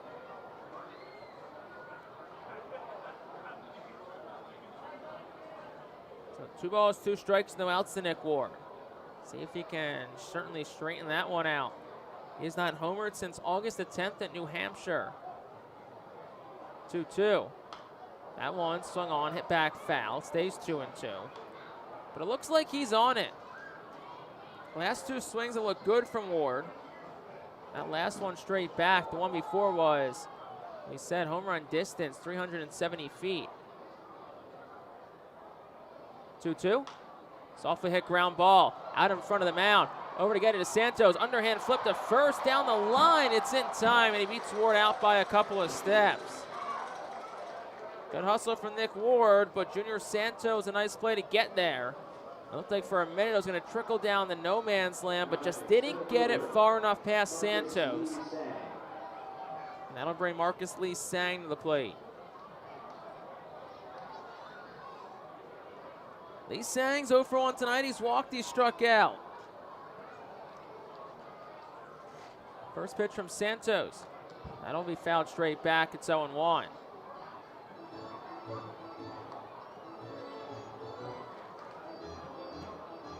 One 1-0 ball game. Top of the 6th. Binghamton scored 1 on the bottom of the frame. Reading's looking to respond here against Junior Santos. 0-1. That's outside. 1 ball, 1 strike.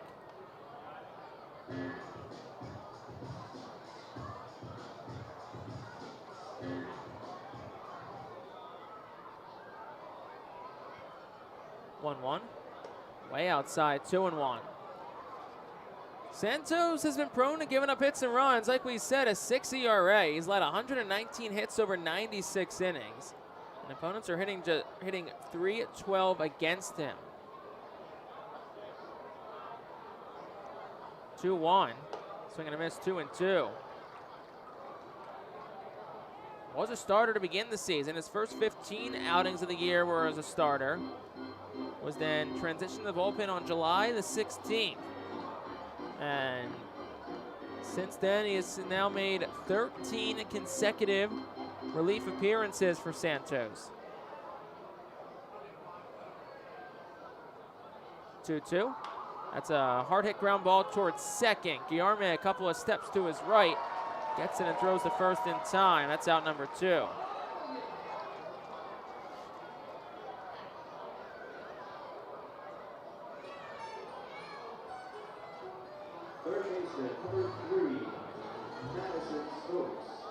Madison Stokes will be the hitter. 2 outs in the inning. Stokes is 0 for 2 tonight. A pair of strikeouts for him. First pitch. That's a ground ball hit foul towards the third base coach's box, and it's right under the hand of our Phil skipper and third base coach Al Padrique.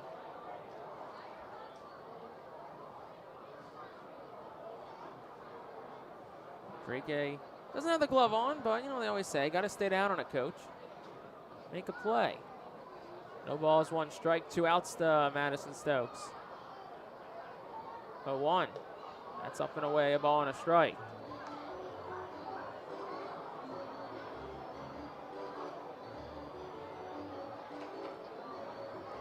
Reading trails 1-0, top of the 6th, 1-1. Outside for a ball, 2-1. The third to last game for Reading in the 2023 season.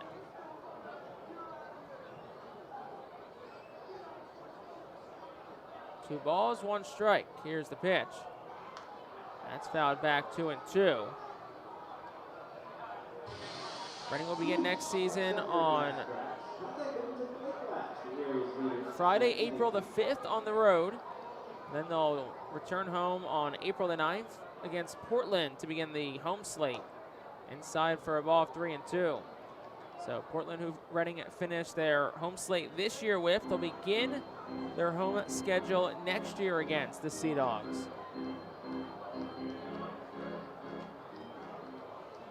Three balls, 2 strikes, the pitch.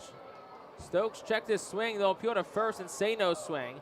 Ball got away from Parada. It doesn't matter. It's ball 4. First walk issued by Junior Santos.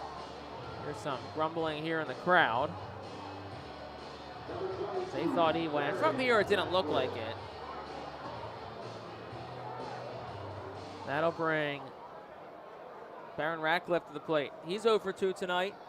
Did have the go-ahead home run last night in the 7th. Has a man on first here in Stokes. First pitch to Ratcliffe. Inside, 1-0. Reading's offense overall has been quiet this week. They've scored just 5 runs across 3.5 games so far. 1-0. That's on the inside corner, 1 ball and a strike.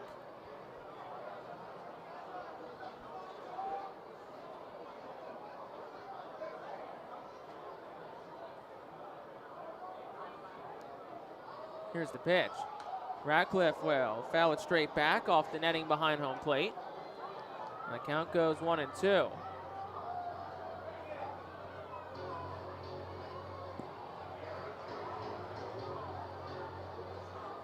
Ratcliffe, 11 home runs this year. He's driven in 21.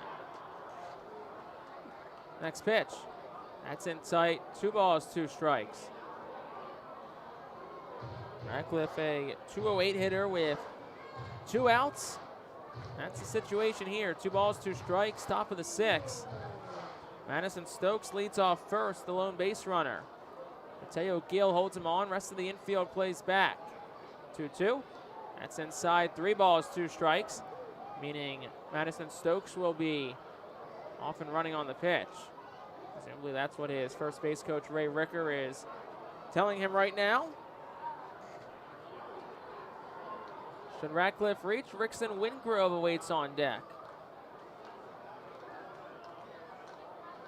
3-2, Stokes takes off. Ratcliffe fouls it off the fencing on the right side of the infield. 23 pitches in the inning for Santos.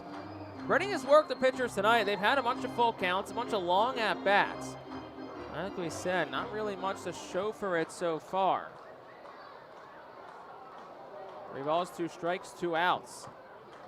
Santos ready at the belt, deals home. Ratcliffe will hit one in the air, left side of the infield, but it'll slice out of play, foul. The count stays 3-2, and we'll go to the 8th pitch of the at-bat.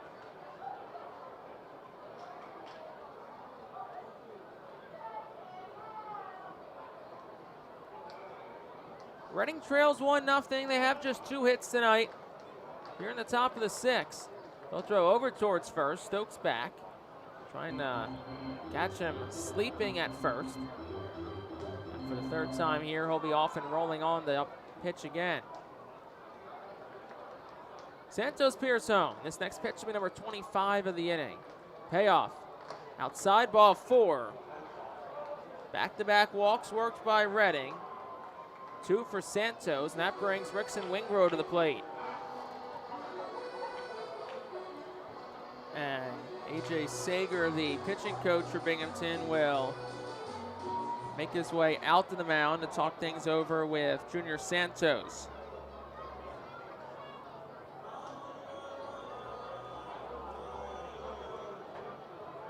He got 2 quick outs, both on ground balls, but he has since issued back-to-back walks, both on long at-bats. You wonder if fatigue becomes a factor. Of course, Santos was a starter, but still an inning of 25 pitches is pretty long for any pitcher. So if you're Wingrove, maybe the fatigue of Santos can come to your advantage here. Madison Stokes leads off first. Baron Ratcliffe leads off second. 2 outs, top of the 6th. Rumble Ponies lead at 1-0. Wingrove, who hit the game-winning home run on Wednesday night in a game the Phillies won 3-1. First pitch, swing and foul. Straight back on the ground. It's 0-1.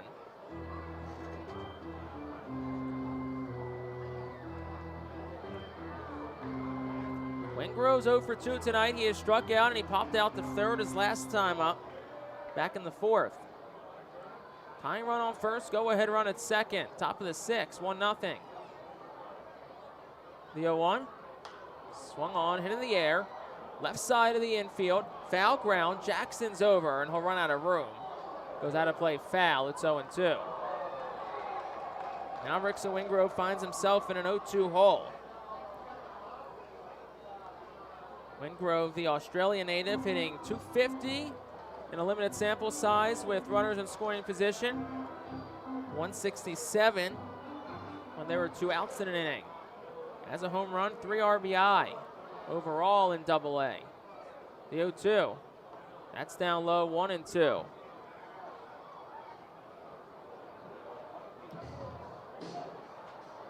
Last 2 batters have worked good counts, and Stokes and Ratcliffe, they both reached via walk, both on full counts.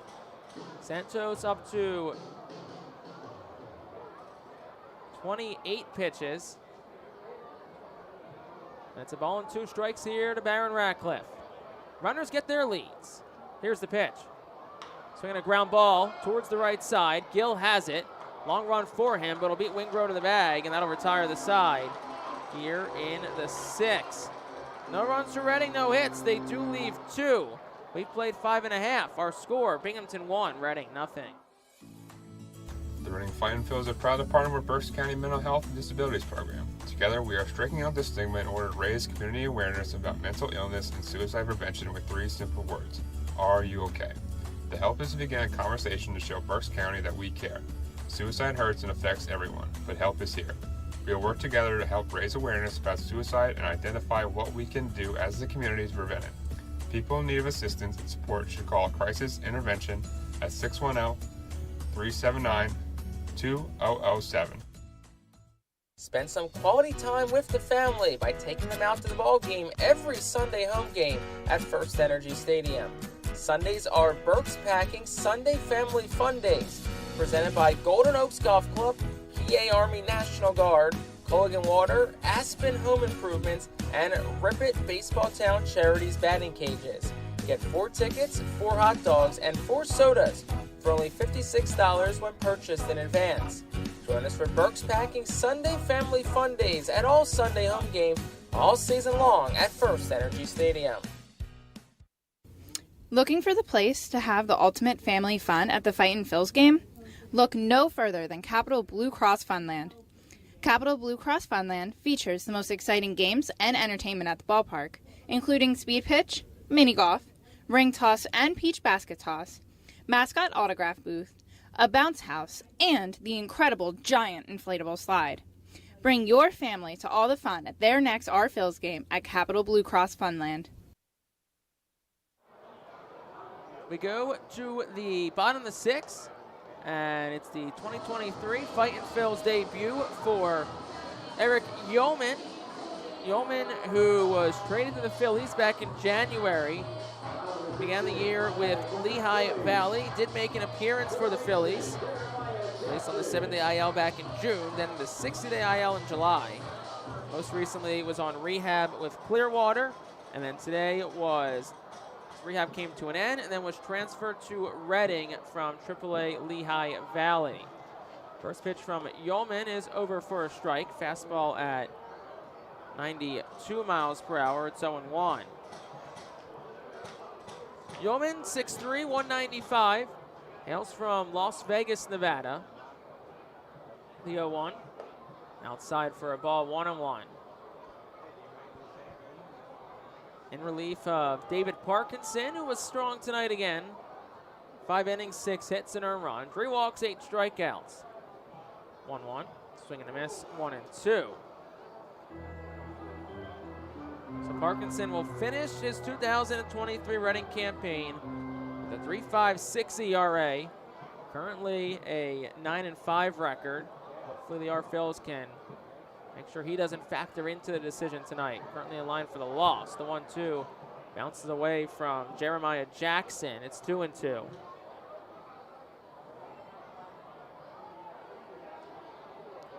Jackson 0 for 2 tonight. He flew out to center a couple of times against David Parkinson. 2-2 is lifted in the air in the infield on the left side. Casey Martin, the shortstop's there, moves a couple of steps in from his usual spot, makes the grab for out number 1.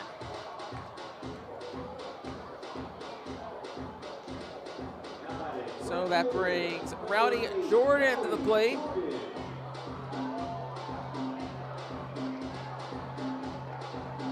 Jordan is 1 for 2 tonight. Did single his last time up, but he was caught stealing by our Phil's catcher, Max McDowell.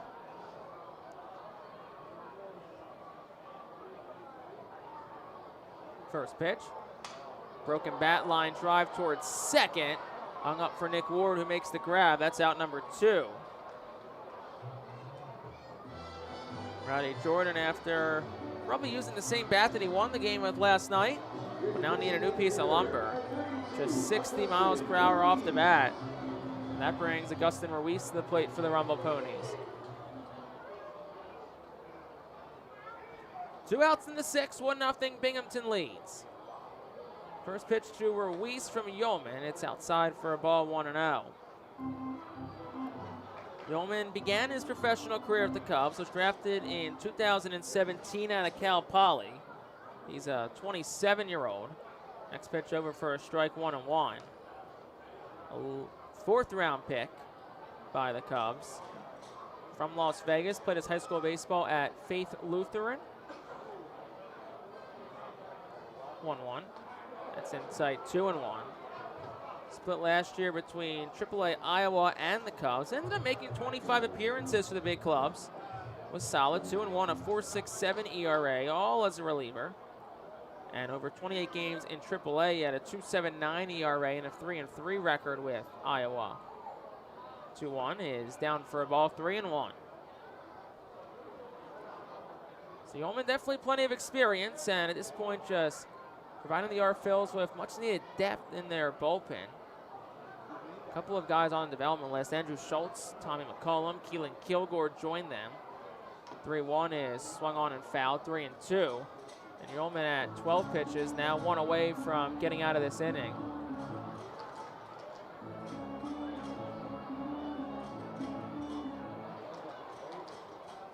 Yeoman and Hans Kraus both joined the Phils, rolled into town a couple of days ago, but officially added to the roster before tonight's game. 3-2. On the inside corner, called strike 3, and it's a 1-2-3 debut inning for Eric Yeoman. No runs, no hits, nobody left for the Ponies. We're 2/3 the way home from Mirabito Stadium. We'll go to the 7th. Binghamton up 1-0. Are you looking for a reliable food distributor to meet all your culinary needs? Look no further than our trusted team at Feaser's Food Distributors. For over 120 years, our products have been sourced from the best farms and suppliers, ensuring that you get the best ingredients for your restaurant or organization. From fresh produce to premium meats, Feaser's supplies everything but the appetite. Visit Feasers.com today to experience the difference in working with a top-tier, family-owned food distributor. Feaser's, your partner for success in the kitchen. Looking for a fast and hassle-free way to get your snacks and non-perishable groceries? Look no further than FeasersDirect.com. With just a few clicks, discover the convenience of having your culinary essentials ready for a pickup at our headquarters in Harrisburg. Empowering communities one relationship at a time is our commitment at Tompkins. Our customers have thrived thanks to our focus on local lending and their commitment to the customers they serve. They do a great job. Everything for us, from our banking, our insurance, to our wealth management. Tompkins has always been there for us. We see a long relationship with Tompkins. They're good people. Tompkins, banking, insurance, wealth. Member FDIC Equal Housing Lender. Investment and insurance products are not FDIC insured, not bank guaranteed, and may lose value. Be the first to know everything about your Red and Fightin' Phils by signing up for the Baseball Town Insider email newsletter. Once you become a Baseball Town Insider, you will receive breaking news about Fightin's promotions, including giveaways and guest appearances, special events, exclusive offers, and discounts on tickets and merchandise, just for being a Baseball Town Insider. Visit Fightins.com to sign up for this free email newsletter. Baseball Town Insider. Stay in the loop and become a member today. New pitcher in for the Rumble Ponies. It's Colby Kubicek.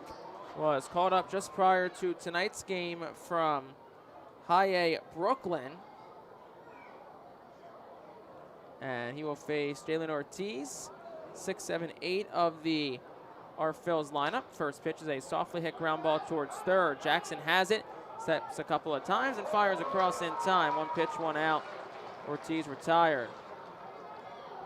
Junior Santos went an inning, no runs, no hits, 2 walks, and no strikeouts. Kubicek in 2023, 26 appearances, a 1-1 record, 4.58 ERA, 37 1/3 innings pitched, 28 strikeouts. Has made 6 appearances with Binghamton this year, 20 with Brooklyn.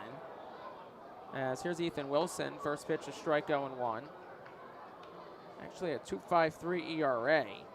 3 earned runs in 10 2/3 with the Rumble Ponies. 0-1. Outside 1-1. 23-year-old, 6 foot, 180 pounds, right-hander. Will be 24 in November. Was a 18th round pick by the Mets in 2021. Out of the University of Texas. Horns up, 1-1. Down low for a ball, 2-1. To Ethan Wilson. Wilson is 0 for 2 so far tonight. He's been scuffling a bit as of late. Average dipped below 250. 2-1, swing and a miss, 2-2.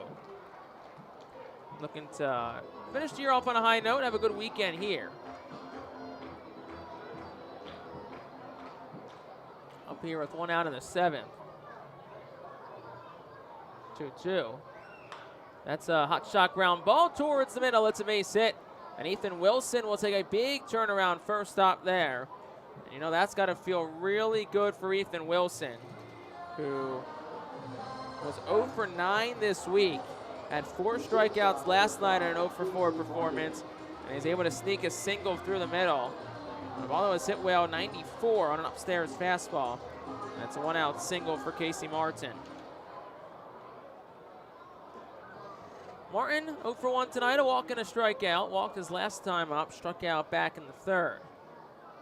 Wilson gets his lead off first. First pitch is outside for a ball. It's 1-0.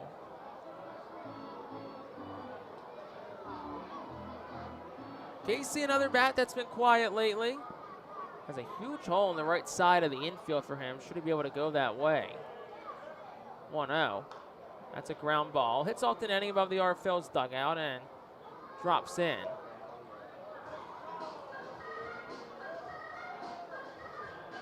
Looks like Madison Stokes tried to throw it over, and then it got stuck on the bottom of the net, so they kicked it up towards the fans in the front row.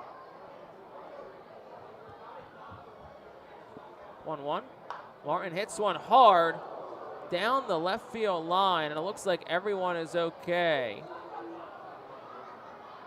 Fortunately, that was a hard hit ball into the open seats. 102 miles per hour whistling off the bat.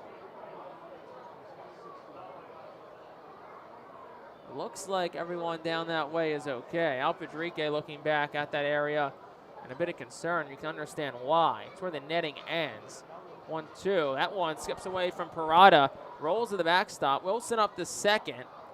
And what'll be a wild pitch. So, 2 balls, 2 strikes to Casey Martin. 1 out in the 7th. Wilson, who represents the tying run, leads off a second.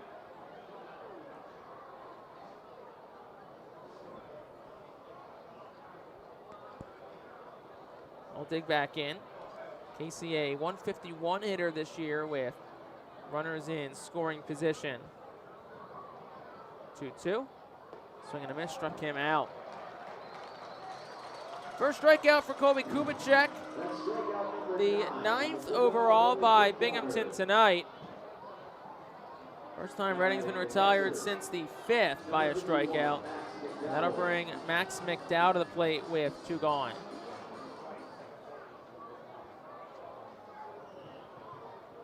Kubicek, first pitch to McDowell. That's at just below the knees, so it's 1-0. See if Redding brings Eric Yeoman back out for a second inning of work, or if it's just one and done for him in his return from the injured list. And Redding debut, the 1-0. That's down low, 2 balls, no strikes.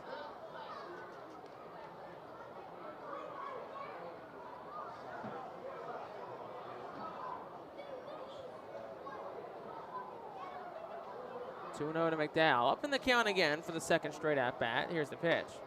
That's down again, 3-0. Wonder if he's going to get the green light here. On a 3-0 count with 2 outs. If you're going to swing the bat, have to absolutely love it. Here's the pitch. And he does love it, and he gives it a rip, but it goes foul. Hit it hard, 3 balls and a strike. 105 off the bat. Redding's hit some balls hard tonight. Lee Sang and Ward both pulled balls foul down the right field line. And then Martin in the last at-bat, and now McDowell here, both pulled foul balls down the left side. 3-1. That's inside ball 4. So McDowell aboard for the second time tonight. 5th time Redding's worked the walk. And that'll bring things back to the top to Nick Ward. And looks like Kevin Parada will go out for a quick mound visit with Colby Kubicek. making his return to Binghamton from High A, Brooklyn.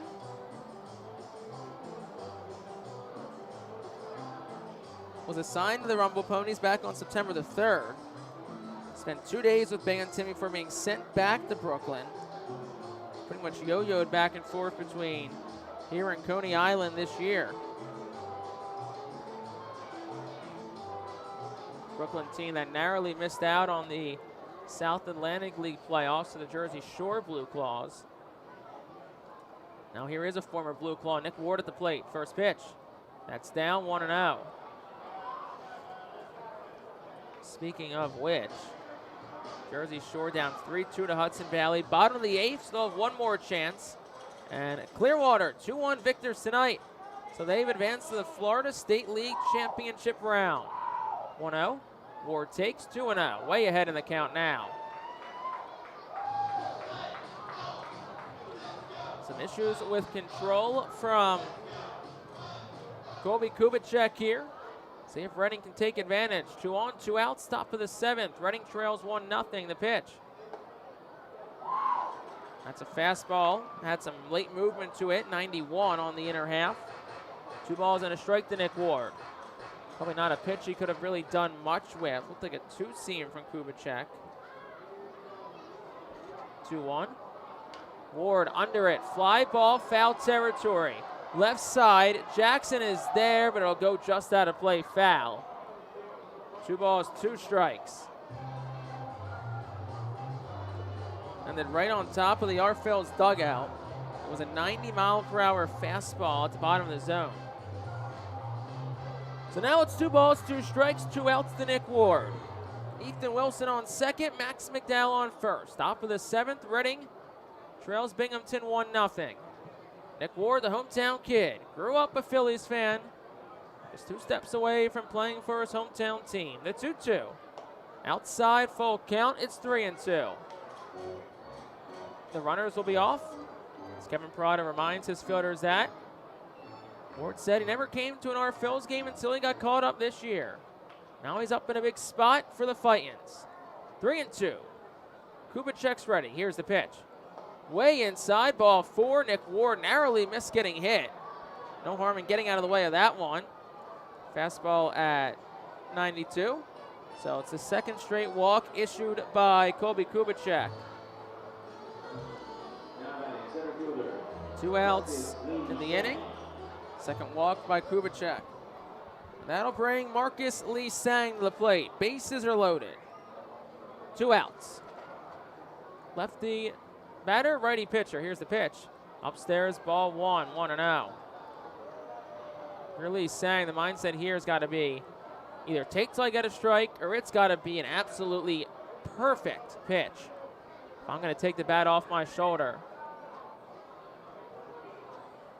Reading's hit 1 grand slam this year. It came on April the 25th from Cam Cannon against Altoona. The 1-0 is down. It's 2-0. Now you got to think it's take all the way if you're Cam Cannon. Excuse me, Marcus Lee Sang. 2 balls, no strikes, 2 outs. Bases full of Fightins. An offense that has struggled this week with an opportunity to break through. The 2-0. Outside, 3-0. Now you know it's red light all the way. Al Padrique just told him.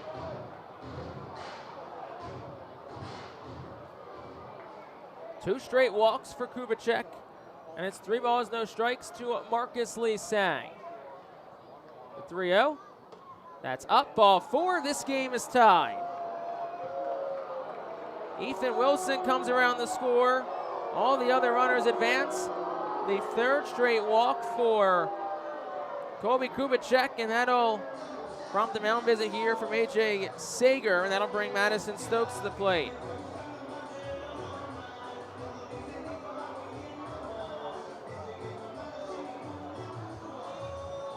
Reading, the offense has struggled. You'll take runs any way you can.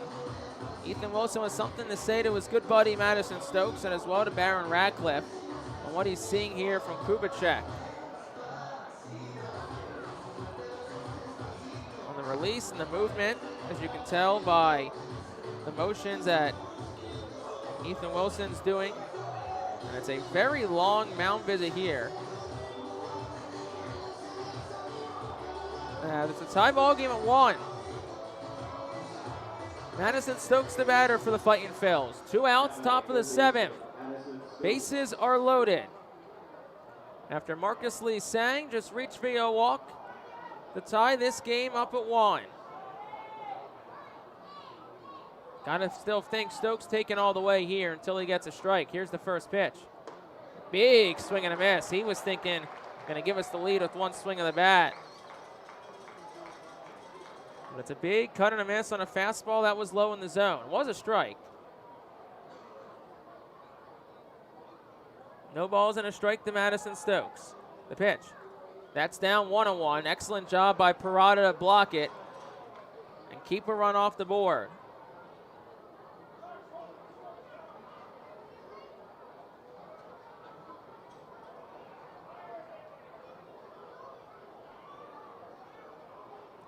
One ball, one strike. Kubicek's pitch. Stokes will foul it back. It's 1 ball, 2 strikes.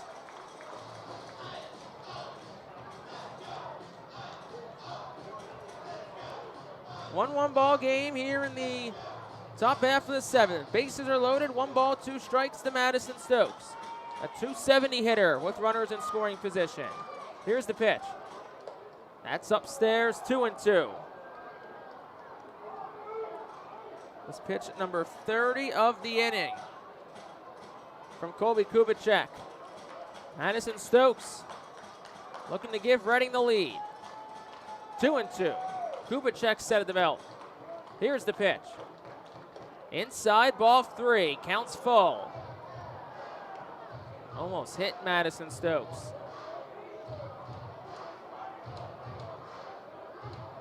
Gotta think this is probably the last hitter for Kubicek no matter what. He's set at the belt. The 3-2. Inside, ball 4. Reading takes the lead. Back-to-back walks, 4 straight walks from Colby Kubicek. Has scored 2 Reading runs, and the Fightin' Phils lead it 2-1.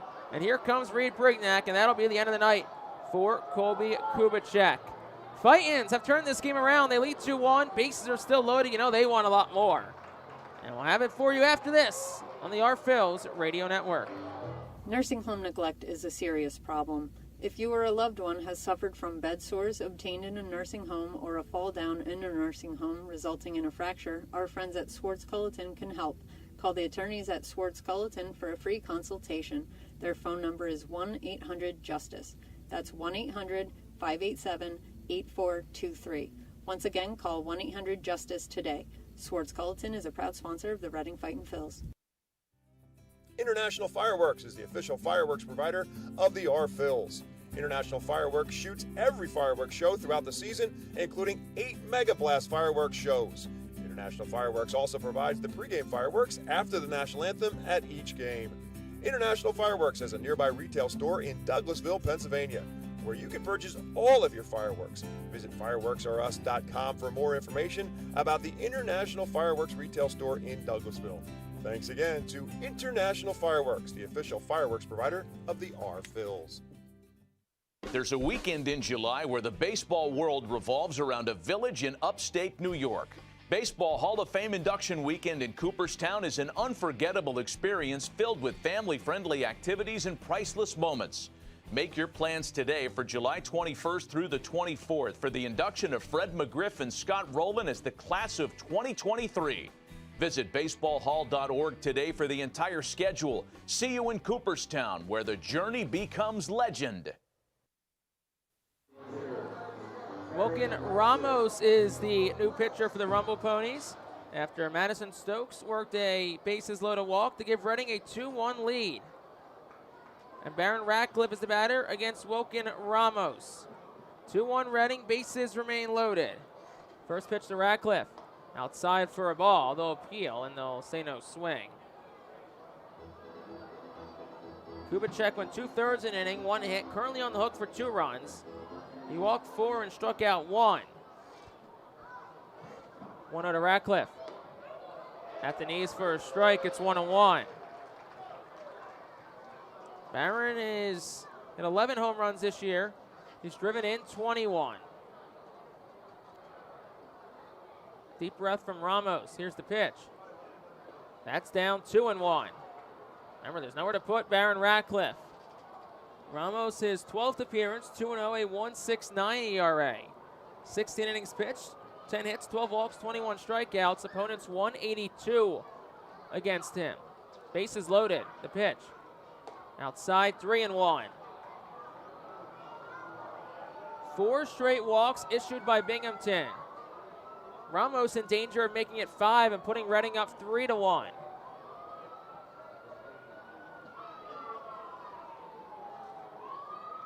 (3-1) at the knees, 3-2. Curveball at 78, bottom of the zone. Another bases loaded count. 3 balls, 2 strikes, 2 outs. The bases loaded. Here's the pitch.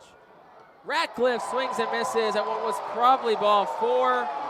And he knew it. He slams his bat down. That will retire the side here in the 7th. But Reading got 2 runs on a hit. They do leave the bases loaded, but they're up front. 2-1. We'll stretch. Back after this on the Our Phil's Radio Network. Nursing home neglect is a serious problem. If you or a loved one has suffered from bed sores obtained in a nursing home or a fall down in a nursing home resulting in a fracture, our friends at Swartz-Culleton can help. Call the attorneys at Swartz-Culleton for a free consultation. Their phone number is 1-800-JUSTICE. That's 1-800-587-8423. Once again, call 1-800-JUSTICE today. Swartz-Culleton is a proud sponsor of the Reading Fightin' Phils. International Fireworks is the official fireworks provider of the Our Phillies. International Fireworks shoots every fireworks show throughout the season, including 8 Mega Blast fireworks shows. International Fireworks also provides the pregame fireworks after the national anthem at each game. International Fireworks has a nearby retail store in Douglasville, Pennsylvania, where you can purchase all of your fireworks. Visit fireworksareus.com for more information about the International Fireworks retail store in Douglasville. Thanks again to International Fireworks, the official fireworks provider of the Our Phillies. There's a weekend in July where the baseball world revolves around a village in upstate New York. Baseball Hall of Fame induction weekend in Cooperstown is an unforgettable experience filled with family-friendly activities and priceless moments. Make your plans today for July 21st through the 24th for the induction of Fred McGriff and Scott Rowland as the class of 2023. Visit baseballhall.org today for the entire schedule. See you in Cooperstown, where the journey becomes legend. We have stretched here from Mirabito Stadium in Binghamton. Bottom half of the 7th inning, 2-1, Fightin' Phil's on top. 9-1-2 due up, starting with Mateo Gill. It'll be against the new arm in Hans Kraus. Back with Reading, making his 23 AA debut. First pitch from Kraus is outside for a ball. It's 1-0.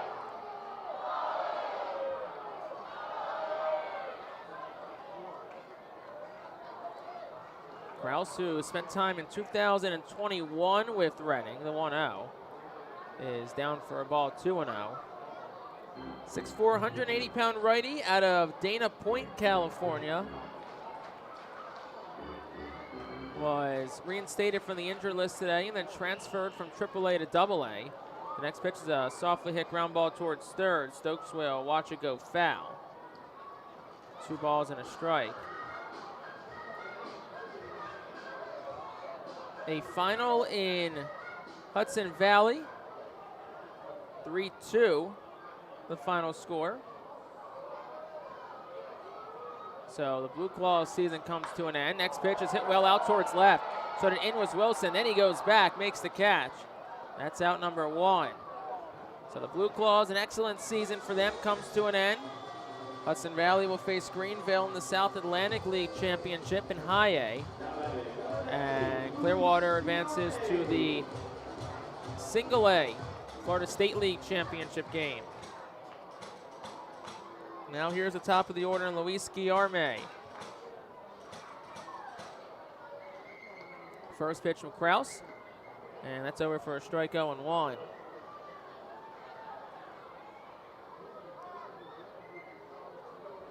Kraus, who began his career in the Rangers organization, second round pick in 2017 out of high school.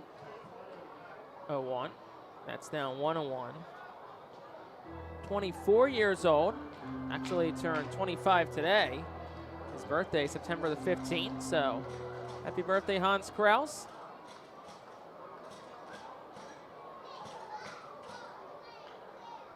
Here's the 1-1. Is fouled straight back. It's 1-2. Kraus was traded to the Phillies along with Ian Kennedy and Kyle Gibson for a package that included Spencer Howard, a former Phillies top prospect and a former RFL. Back at the trade deadline in 2021. 1-2 is down for a ball. 2-2.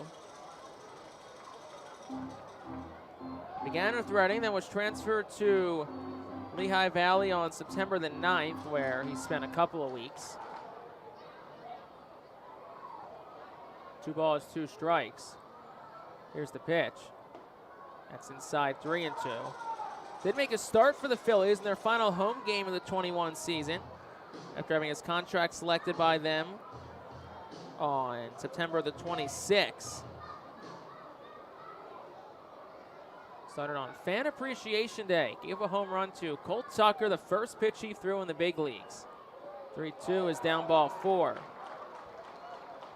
The first walk issued by Hans Kraus. And that'll bring Jet Williams to the plate.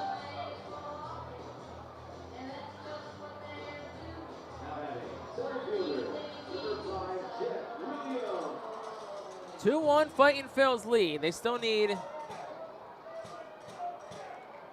8 more outs tonight to try and even up this series at 2. Lost in heartbreaking fashion last night. First pitch is fouled back on the ground. It's 0-1.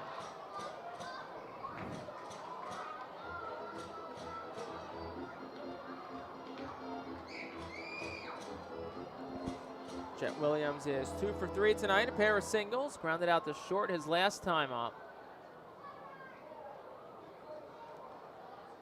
Here's the 0-1 offering. That's a breaking pitch over for a strike. It's 0-2.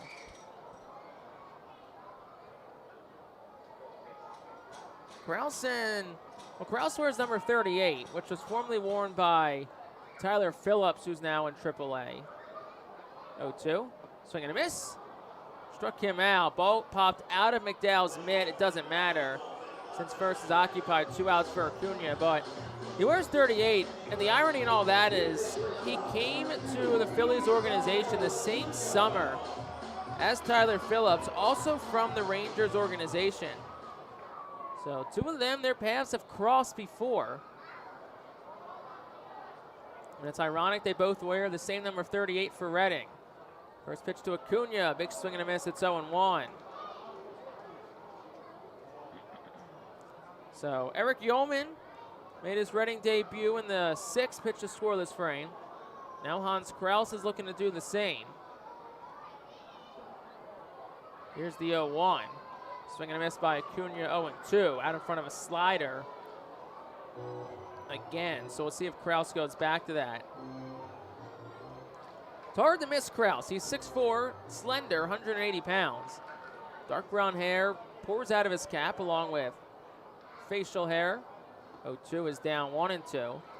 Whenever a new pitcher comes in, I usually need binoculars. Usually for Reading guys, I can tell without at this point, but usually need binoculars to try and get a number of Kraus. I look one look up, and it's like, you know, that's definitely him.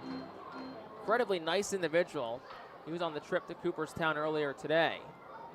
1-2. That's bounced. 2-2. Tried to get Acuna to chase. Couldn't.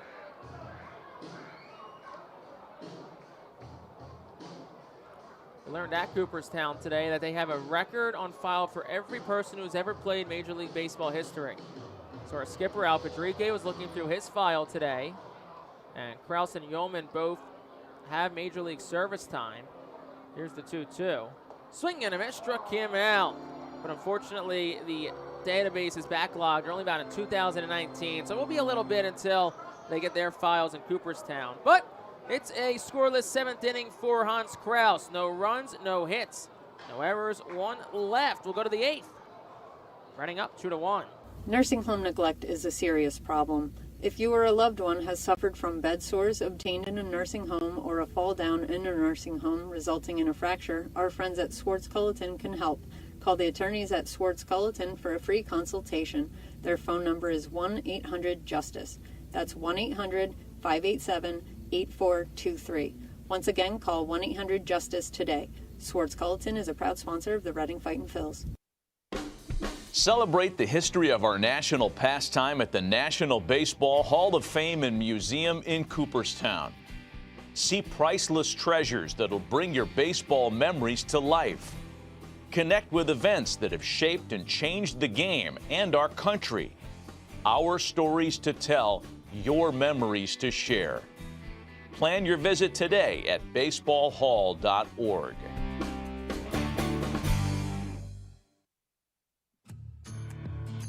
The Reading Fightin' Phil's birthday package is the best way to celebrate a birthday.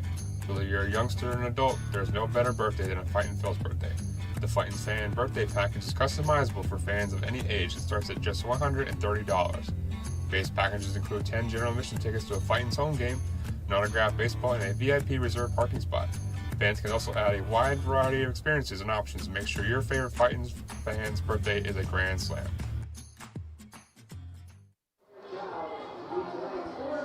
We go to the top of the 8th. The Fightin' Phils ahead 2-1.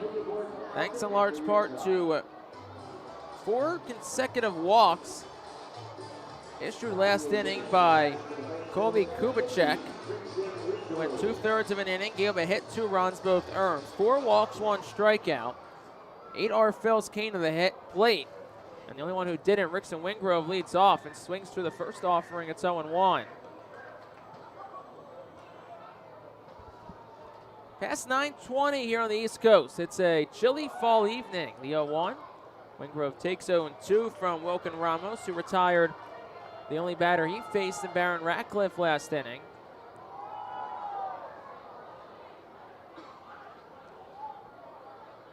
It's felt like fall these last few nights. As the calendar rolls into mid-September. Next pitch, Wingrove fights it off foul. It stays 0-2. Last pitch, a 96-mile-an-hour fastball in the corner.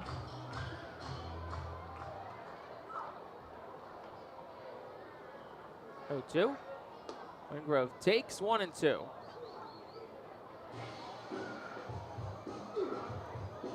Rickson is 0 for 3 tonight. He struck out, he's popped out and grounded out. And he'll hit a softly hit ground ball towards second. Vacuumed up by Guillerme. He'll throw on the first in time. Out number 1 in the 8th.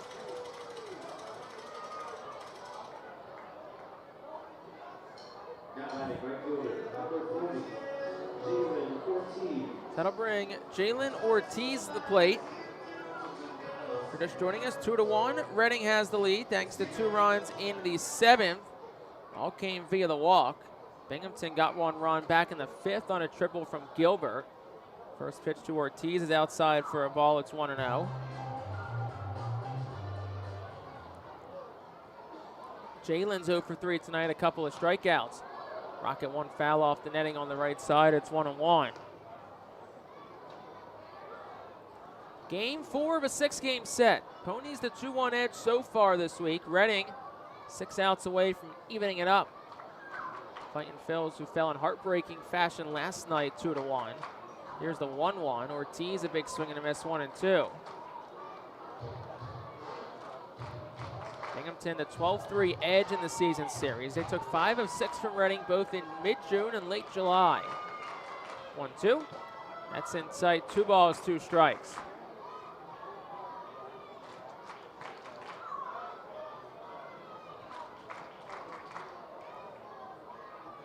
Here's the 2-2. That's down low. 3 balls, 2 strikes.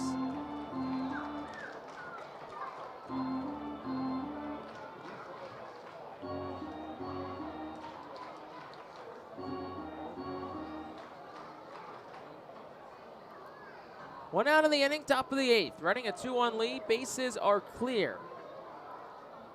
3-2. Ortiz, a ground ball towards second. Guillerme eats it up, throws the first in time. Out number 2. That'll bring Ethan Wilson to the plate for the Fightin' Phils.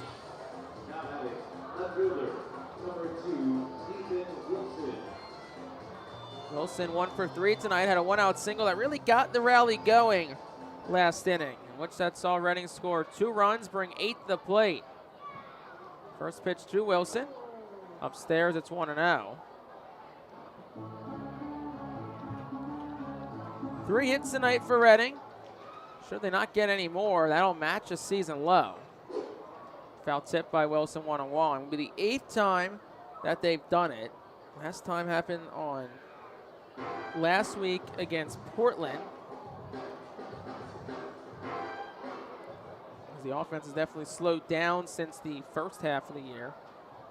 1-1. Wilson takes 1 and 2. It was September the 8th against Portland in game 2 of a doubleheader. So it was only a 7-inning game, but still matched the season low. 1-2's outside, 2 and 2. This would be the 8th time this year. They've done it 7 times, only 3 hits. Should Reading not record any more tonight. 2 balls, 2 strikes, 2 outs. Here's the pitch. Swing and a miss. Wilson chases an off-speed pitch, and he's down on strikes.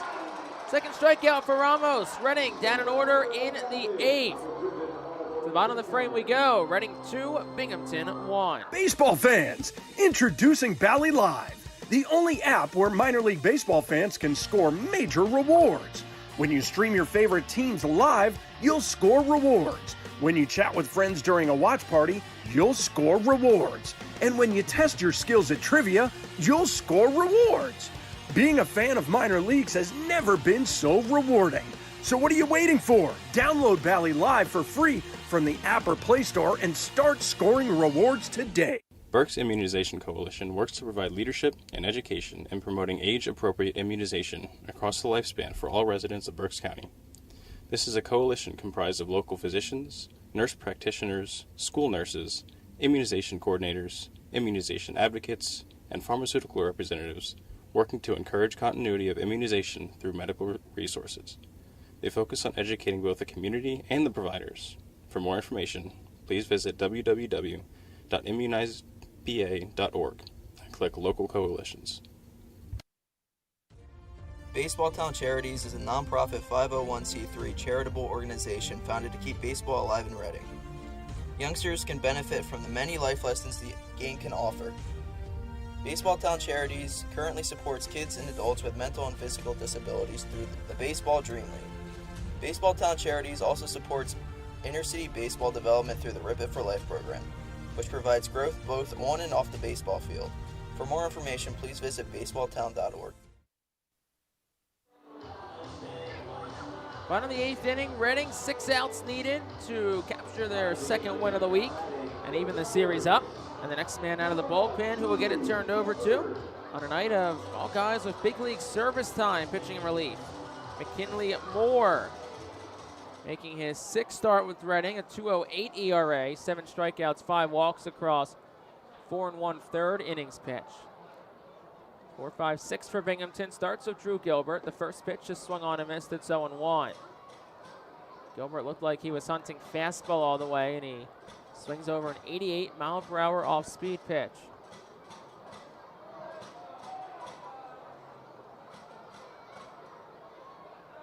Oh, 1.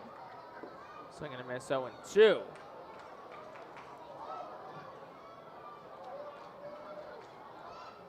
Gilbert 1 for 3 tonight. He responsible for driving in the only Binghamton run tonight. Had a RBI triple back in the 5th that scored Guillerme and made it 1-0 at the time. Here's the 0-2. Swing and a miss, struck him out. Dialed up a 99-mile-per-hour fastball. And that's strikeout number 1 for McKinley Moore. That'll bring one of our top prospects, Kevin Parada, to the plate.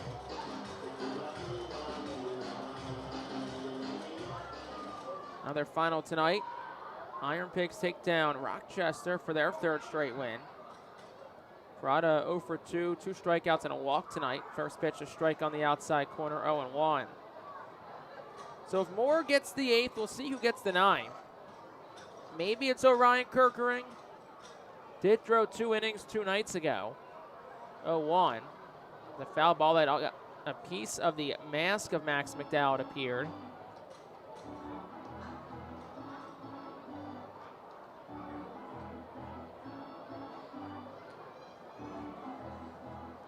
So home plate umpire Pete Talkington will brush off the plate. Talkington, the crew chief for the staff. Jae Young Kim at first. Paul Romer is at third. No balls, 2 strikes. Moore set at the belt. Here's the pitch. That's a breaking pitch that just missed from McKinley Moore. Don't know where. Looked like it was in the zone from up here, but it's a ball and 2 strikes.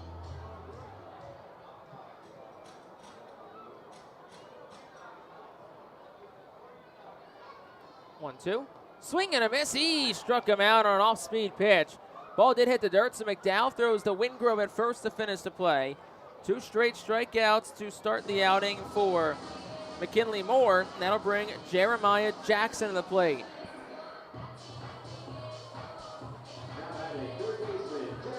Reddings had a thin bullpen as of late. They got some reinforcements today. We talked about with Yeoman and Kraus. Could see both again on Sunday, probably unavailable tomorrow.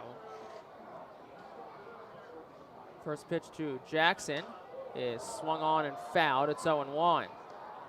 But it's a nice little luxury you have when you can pitch 3 straight guys, all that have big league service time. And Yeoman, Kraus, and now McKinley Moore. 0-1. That's down, a ball and a strike.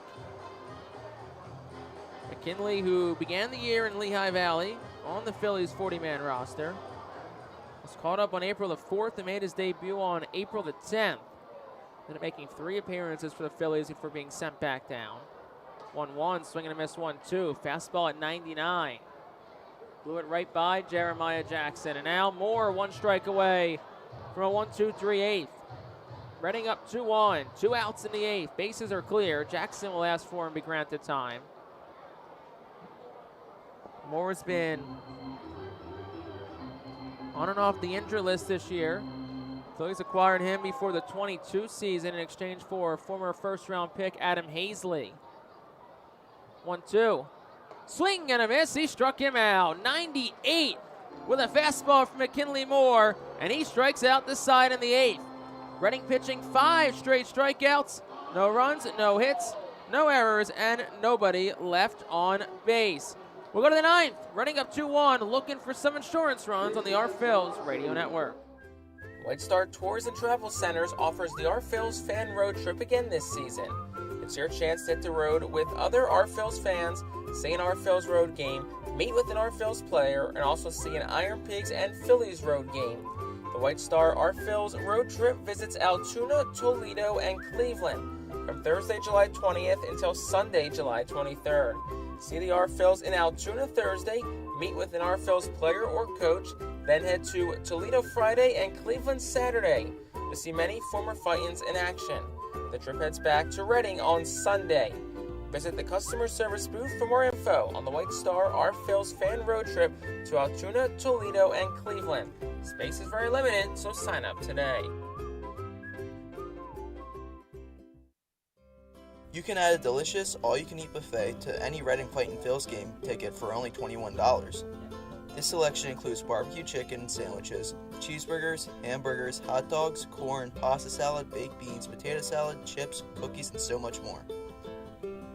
Drinks feature all Pepsi products.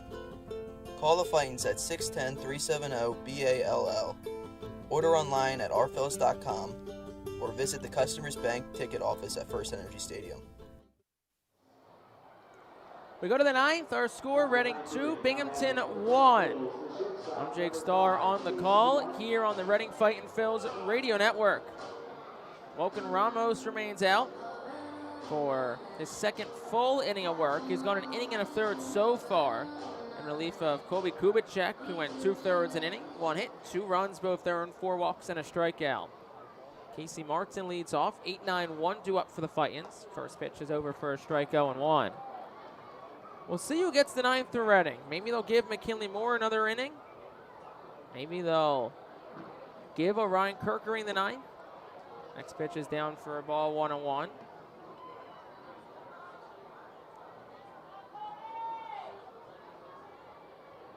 Here's the pitch. That one's in the air towards center. Pretty routine. Williams comes in. The center fielder makes the catch. That's out number 1. That'll bring Max McDowell to the plate for the Fightin' Phils. 9-hole man in the lineup. That'll complete the 4th turn through the lineup. 57 degrees out. A very fall-like evening here. First pitch to Max. He'll take for a ball, 1-0. There was a very crisp chill in the air this morning as we got on the bus to go up to Cooperstown. 1-0. Big swing and a miss, 1-1 on a slider from Woken Ramos. Weather looks to be clear this weekend as well, which should be a good final weekend of baseball for the R-Phils. Tomorrow, 69 degrees the high. Same with Sunday. Looks like partly cloudy skies each day. 1-1. That one hits McDowell right in the head on the helmet. Throws his helmet off and kind of just stands at home plate holding the helmet in his hand. Al Patrique out along with Jesse Lacey, the assistant athletic trainer for the R-Phils, taking a look at McDowell, who puts the helmet back on. McDowell, who leads the R-Phils in hit by pitches. That's 15, but actually staying in there. I guess they're saying he swung. I know they're saying it's a foul ball.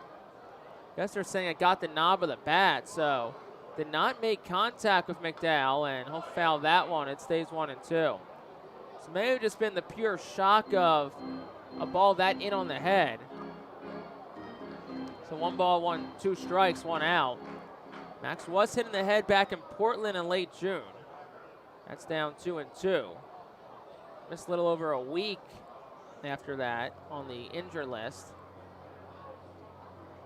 Reading already lost Cody Roberts. Still on the active roster, but hasn't played since exiting the game the other night. McDowell fouls it again. Roberts, who was hit in the glove hand on a catcher's interference call, to add insult to injury the other night. That would have been Tuesday night's game. Next pitch is to McDowell's a called strike 3 at the knees on the corner, the inside corner. And McDowell's down on strikes. 3rd strikeout for Woken Ramos, and that'll bring Nick Ward to the plate.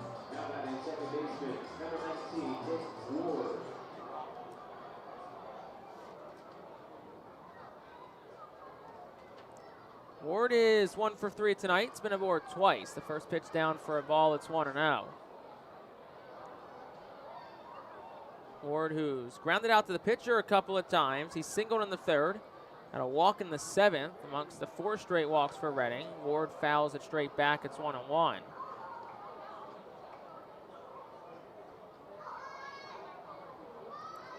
Ward, the local product. Grew up in Kennett Square. Played his high school baseball at Unionville High School. Next pitch outside, 2-1. Spent 2015 at VCU before transferring to Westchester for the final 3 years of his collegiate career. 3-1's down for a ball. It's 3-1. Won a national championship in 2017 with the Golden Rams. Eventually a 34th round pick by the Athletics in 2018, and he'll take ball 4. So he walks for the 2nd straight at bat. And Ward is aboard for the 3rd time tonight. And that'll bring Marcus Lee Sang to the plate. 2 outs in the 9th. Reading up 2-1.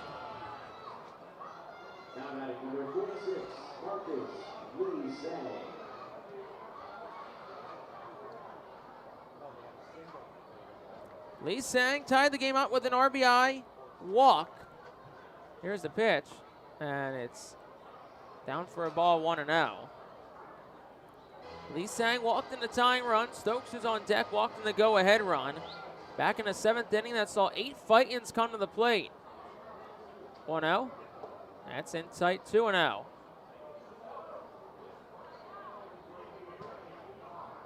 Lee Sang's walked twice tonight. He's also struck out and grounded out. Reading as a team has walked 9 times tonight. Here's the 2-0. That's at the knees for a strike. It's 2-1.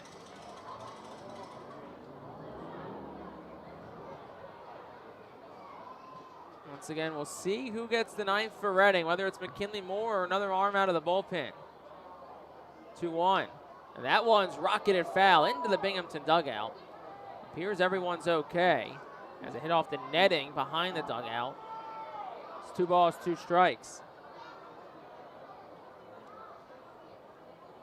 Reading up 2-1. Top of the 9th. Nick Ward, the lone runner, leads off first. 2 balls, 2 strikes, 2 outs to Marcus Lee Sang, the 2-hitter. Here's the pitch. That's outside, 3-2.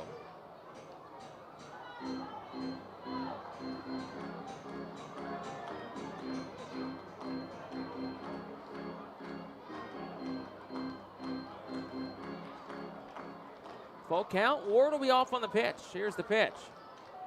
That is outside, ball 4. And the walks continue for the Rumble Ponies tonight. That's number 10.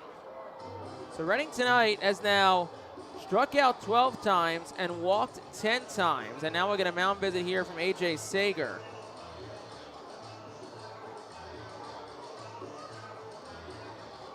The last time the Reading offense had 10-plus walks and 10-plus strikeouts in the same game was May the 30th of 2022, so last season, on the road at New Hampshire. And this came after Reading worked just 3 walks last night and 0 walks in the first 2 games of this series.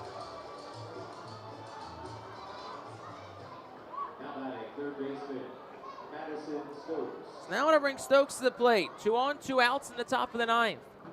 Reading a 2-1 lead. They would love, absolutely love some insurance runs, especially when you consider how last night went down.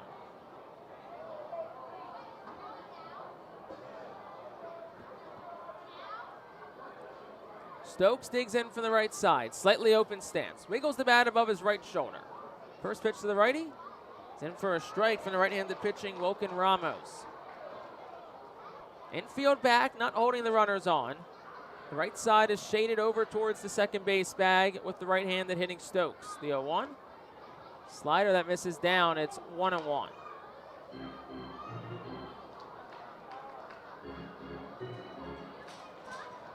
Calling a strike to Madison Stokes. Struck out twice, walked twice tonight. 1-1. Swinging a softly hit ground ball towards third. Scoop by Jackson. He'll touch the bag himself. And that'll retire the side in the 9th.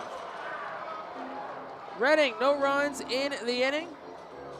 Fightin Phillies, no hits, no errors, and they leave 2 aboard. We'll go to the 9th.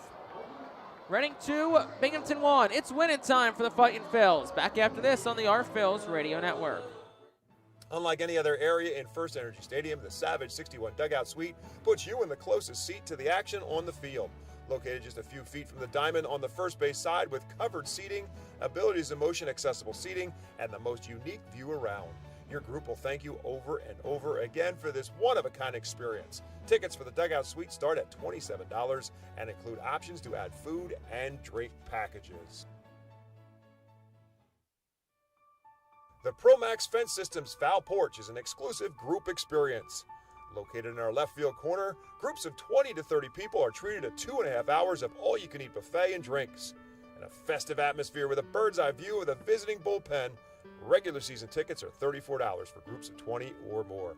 Call us today at 610-370-BALL to reserve a spot for your group. The Penn State Health St. Joseph's 67 Club is the original hospitality area at First Energy Stadium. Conveniently located along the third base side, the 67 Club gives you a front row seat to all the action at the hot corner. The area is safely protected from line drives with a large see-through net. Starting at $34, groups of 20 or more can enjoy a 2.5-hour all-you-can-eat buffet. Children 4 and under are free. Visit rphils.com or call us at 610-370-BALL to reserve your group outing today. We go to the last of the ninth. Reading, just like last night, is up by 1. This time, it's a 2-1 score. New pitcher in, it's Jordy Martinez. His 8th appearance with Reading. 0-1, a 4.15 ERA, 8 2/3 innings pitched, 8 strikeouts, 1 walk. Martinez will enter in a save situation. He is 0 for 2 in save situations this year. Lone saves back on September the 2nd and September the 6th. First against New Hampshire, most recent against Portland. We'll get in the bottom third of the Binghamton lineup. It'll start with Rowdy Jordan.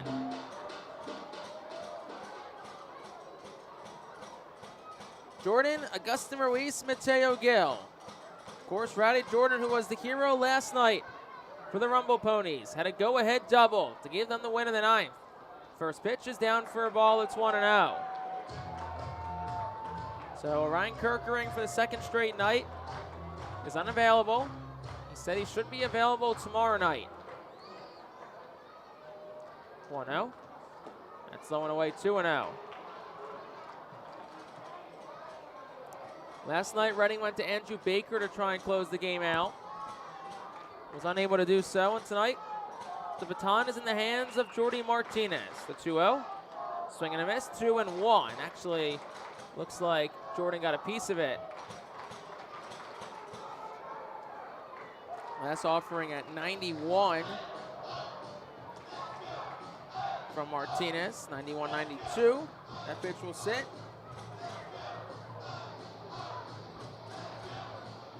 Rowdy Jordan is 1 for 3 tonight. He has singled, lined out, and popped out. 2-1. And that just misses off the edge of the plate. 3 balls, 1 strike.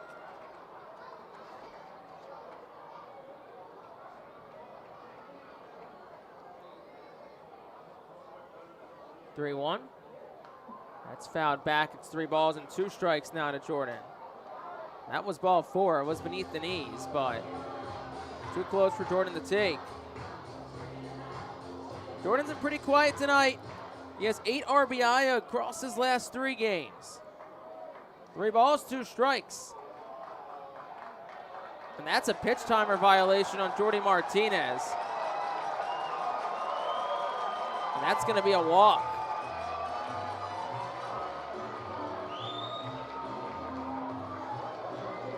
So it's a leadoff base runner for the Rumble Ponies after Jordy Martinez issues a walk via a pitch timer violation. Now will face Augustin Ruiz, who represents the winning run. The 36th pitch timer violation for Reading, 2nd for Martinez in Double-A. The first pitch is fouled straight back by Ruiz. It's 0-1. Martinez last pitch in Sunday's continuation against Portland officially goes down as last Saturday the 9th. So 5 days ago, technically 6. 0-1, no throw over. Went an inning and 2/3, gave up 4 hits, 2 runs, 1 earned. Walked 1, struck out 2. Appearance before that, he went an inning, gave up 3 hits, 2 runs, and 1 earned. He's looking to keep the bats quiet tonight. The lefty deals. That's straight back foul. It's 0-2. Of course, you love a strikeout here. You love a ground ball double play. Ruiz, the 8-hitter, is 1 for 3 tonight. He has singled and struck out a couple of times. 0-2. Lifted in the air behind home plate. It'll go out of play foul.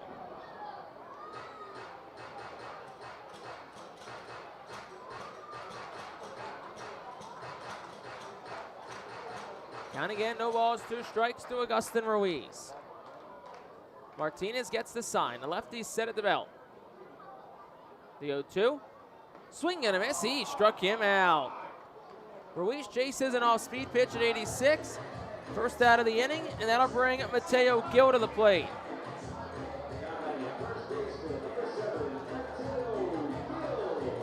Once again, the tying run is on first and Rowdy Jordan.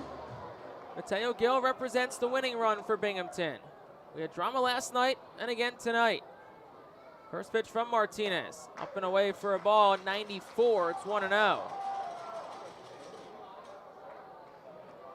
Martinez, the big lefty, 6'2", 185 pounds. Looks a lot bigger than that when you see him in person, especially on the mound. Has a towering presence, the lefty does. Toes the third base side of the rubber, deals. That's lifted in the air, foul to the right side. Goes out of play, it's 1-1. Binghamton took game one in dominating fashion, 8-1. Reading responded with a 3-1 win on Wednesday. And the Fightin' Phils looked primed to win last night, 1-0, but 2 runs in a ninth for Binghamton spoiled that. Here's the pitch, runner goes, pitch inside, low throw, and it's not in time. Stolen base at number 30 of the year for Rowdy Jordan. Pitch was a ball, so it's 2-1. And Reading, of course, lost last night in heartbreaking fashion, 2-1. The Ponies a 2-1 edge in the series. 2 balls, 1 strike, 1 out to Mateo Gil. Here's the pitch. Lifted in the air in the infield. Foul territory. Rickson Wingrove is there. Just in front of the Ponies dugout, makes the catch, 2 away.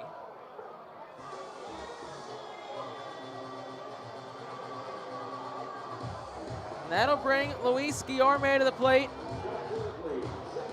who represents the final chance tonight for the Rumble Ponies. Reading is also looking to take 2 games in a series or more against Binghamton for the first time this year. They took just 1 of 6 each of the 2 times the teams met. First pitch to Guillerme. It's a strike, 0-1, right at the belt. Rowdy Jordan leads off second. He's the tying run. Guillerme represents the winning run. The 0-1. Swinging a foul ball. It's 0-2. Out of play on the left side, and the Rumble Ponies are down to their final strike. It's been a pitcher's duel tonight. Martinez looking to finish. The 0-2. Low and away, it bounced. Picked by McDowell nicely, and it's 1-2.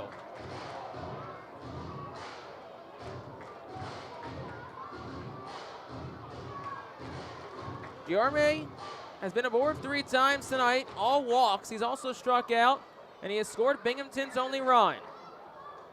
The 1-2. Swing and a miss, struck him out on an off-speed pitch, and the ball game is over. Second strikeout of the inning for Jordy Martinez, and he slams the door shut tonight on the Rumble Ponies. And the Fightin' Phils bounce back after last night with a 2-1 victory tonight to even up the series at 2 games apiece. A well-pitched game, start to finish for the Fightin' Phils, who win another pitcher's duel this week and even up the series at 2 games apiece. In the inning, no runs, no hits, no errors, and 1 left for the Ponies. And that is how tonight ends. Reading winners 2-1 tonight. Back with the postgame show after this on the Our Phils Radio Network. Saddle Auto Group Deck is a great spot for all fans of a summer picnic and great tailgate atmosphere. During your picnic, you may even catch a souvenir, as the area is situated directly in home run territory, behind the left field wall. Regular season tickets are just $32 per person for groups of 20 or more, and children 4 and under are free. Visit rphils.com/groups or call 610-370-BALL to reserve your group outing today.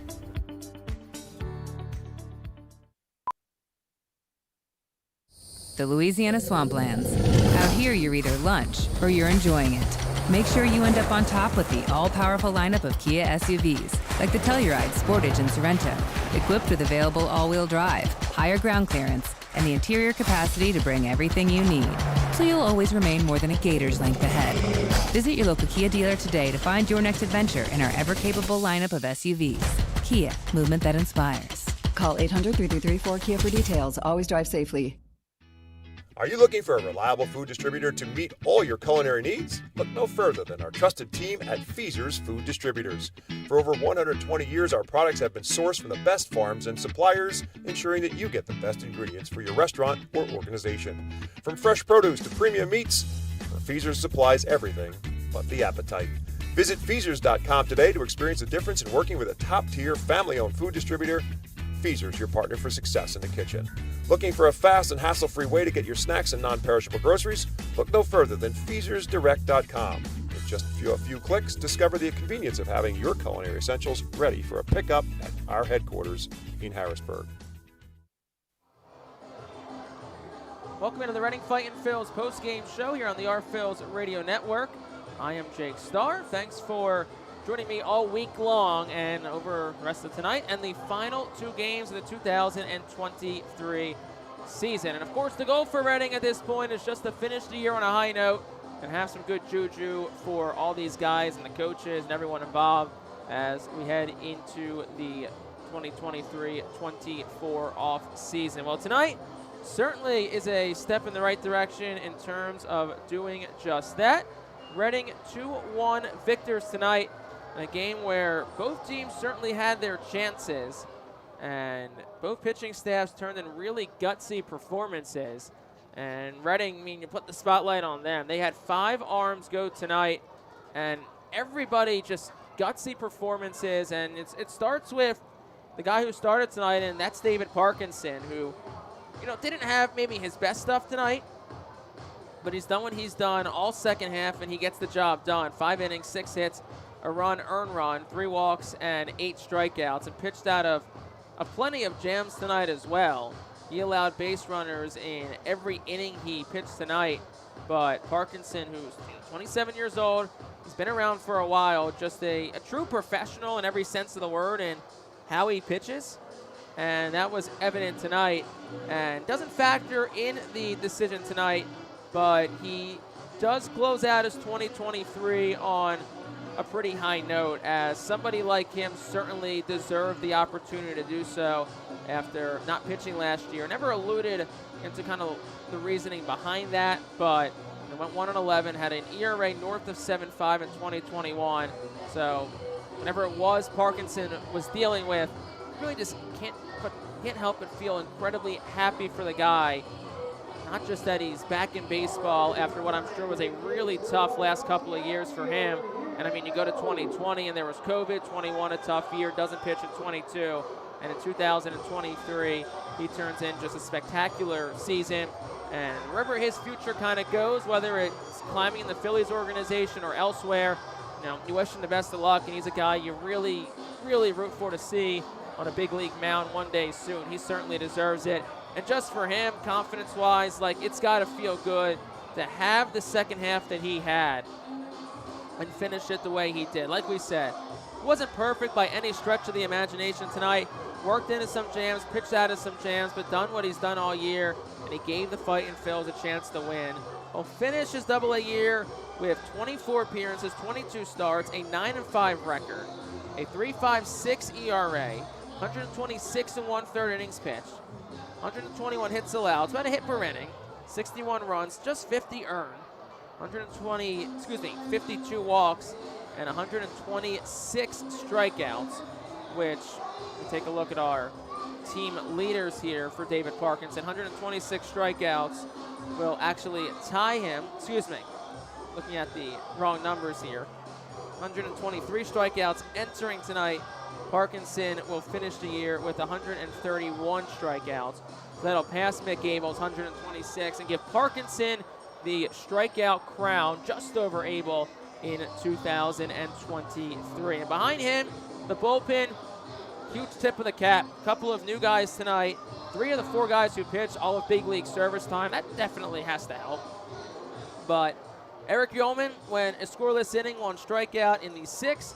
Hans Kraus went a scoreless inning, a walk, and 2 strikeouts in the 7th. McKinley Moore, a scoreless inning, struck out this side in the 8th. And Jordy Martinez, a scoreless inning, did walk 1 and struck out 2 in the 9th. All in all, the bullpen tonight goes 4 innings, no hits, no runs. walk 2, and they strike out 8. 16 strikeouts in total for the Fightin' Phils pitching tonight. On the other side for Binghamton, Dom Hamill went 5 innings, 2 hits, no runs, 2 walks, 8 strikeouts. He was, excellent as he's been against Reading all year. He finishes off his season against Reading with 18 innings pitched and 28 strikeouts. Junior Santos pitched a scoreless inning, did walk 2, struck out 9. Pitched out of a jam. Colby Kubicek, who was called up from Brooklyn literally moments before tonight's game, went 2/3 of an inning, 1 hit, 2 runs, 2 earned, 4 walks, 1 strikeout.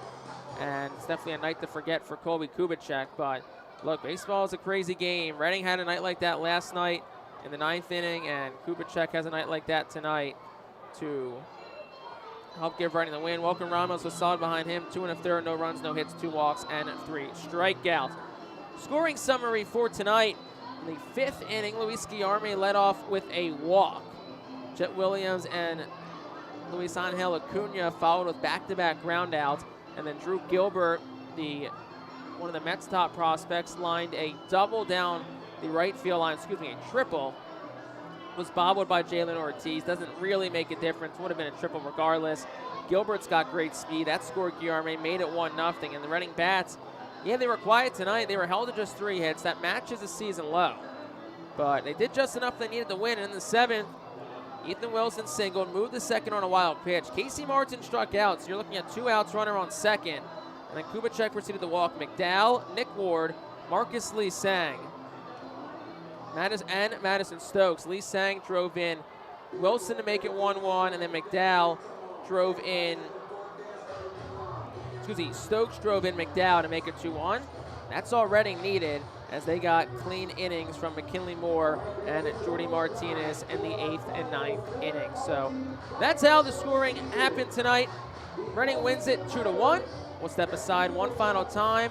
Totals, a look at it tomorrow, and a look out of town at some scores after this on the Our Phils postgame show here on the Reading Fightin' Phils Radio Network. Cornwall Manor is an active senior living community on a 190-acre wooded campus in Cornwall, Lebanon County. The community offers independence and opportunities for wellness and fitness, as well as educational and musical programs, and the peace of mind of having convenient health care on site. Cornwall Manor offers a range of residential choices from apartments to homes. Prospective residents are welcome to visit us for lunch and have a chance to learn more about the community. More information is available online at cornwallmanor.org.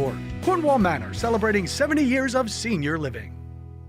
Nursing home neglect is a serious problem. If you or a loved one has suffered from bed sores obtained in a nursing home or a fall down in a nursing home resulting in a fracture, our friends at Swartz Culleton can help. Call the attorneys at Swartz Culleton for a free consultation. Their phone number is 1-800-JUSTICE. That's 1-800-587-8423. Once again, call 1-800-JUSTICE today. Swartz Culleton is a proud sponsor of the Reading Fightin' Phils. Back on the Our Phils post-game show, final segment here from Mirabito Stadium. Jake Starr, thank you again so much for joining myself on the call tonight. Reading is victors tonight, 2-1 over the Binghamton Rumble Ponies. We went through the recap. Gave Reading the 2-1 win, thanks in large part to 2 runs in the 7th. Thanks to 4 straight walks from Colby Kubicek. And Reading gets the win 2-1 tonight. So some totals here. Reading 2 runs, 3 hits. That matches the season low. No errors. They left 10 on base. Fightin' Phils were 0 for 5 with runners in scoring position. Binghamton 1 run, 6 hits, no errors, 9 left, 1 for 11 with runners in scoring position. So really tonight's game, teams got guys on base, but it was a matter of which staff worked out of more trouble. And tonight, Reading was able to work out of more trouble, keep the walk numbers down as well. Reading just 5 walks issued compared to 10 issued by Binghamton staff. Reading 12 strikeouts, 10 walks, the first time since last year against New Hampshire when Reading had 10 plus walks and 10 plus strikeouts in the same game. That was on May the 30th, 20-22 last year at New Hampshire. So Reading 2 runs, 3 hits, no errors, 10 left. Binghamton 1 run, 6 hits, no errors, 9 left. Eric Yeoman gets the win. He's 1-0. Kobe Kubicek the loss. He's 1-1. Jordy Martinez picks up his first AA save. Time of the game, 2 hours and 44 minutes. Played in front of a nice crowd tonight at Mirabito Stadium, 4,348 out of a capacity here, 6,012. On a chilly night in September as the crowd patiently awaits fireworks coming up here momentarily. With the win, Reading 31-35 in the second half, 59-75 overall. They need to win their last two to match last year's win total of 61. Binghamton is 37-27 and 72-61 overall. So that is here. And take a look at some out-of-town scores. Then we'll preview tomorrow. Philadelphia Phillies are playing the Cardinals tonight. They're on top 4-3 in the bottom of the fifth. And Lehigh Valley a win tonight over Rochester. Durham also lost 2-0. Lehigh Valley won 8-4. So that means they are 2 games back now of Durham with 8 to play. And as we said, Jersey Shore fell to Hudson Valley 3-2. So a great second half for the Blue Claws and a great season comes to an end. Congrats to them on a great year. And Clearwater 2-1 victors over Lakeland tonight. They'll advance to the Florida State League Championship. Best of luck to them in the series starting on Sunday. Elsewhere in the Eastern League, Altoona back in the win column, 4-0 over Akron.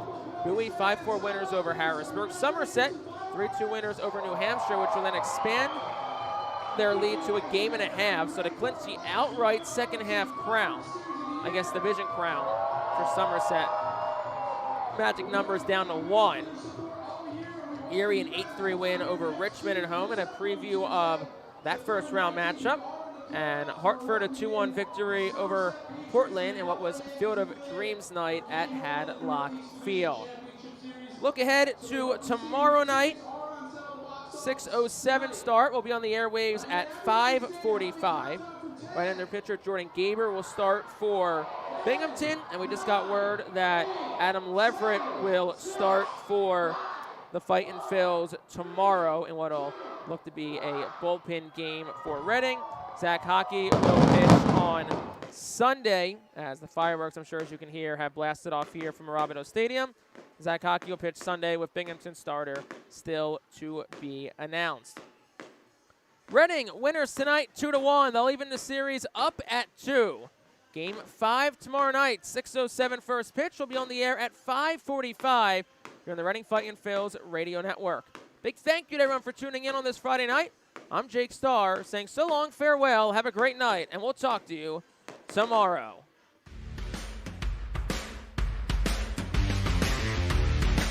This has been a presentation of the Our Phils Radio Network. We thank you for tuning in and can't wait to talk to you the next time the Fightins take the field.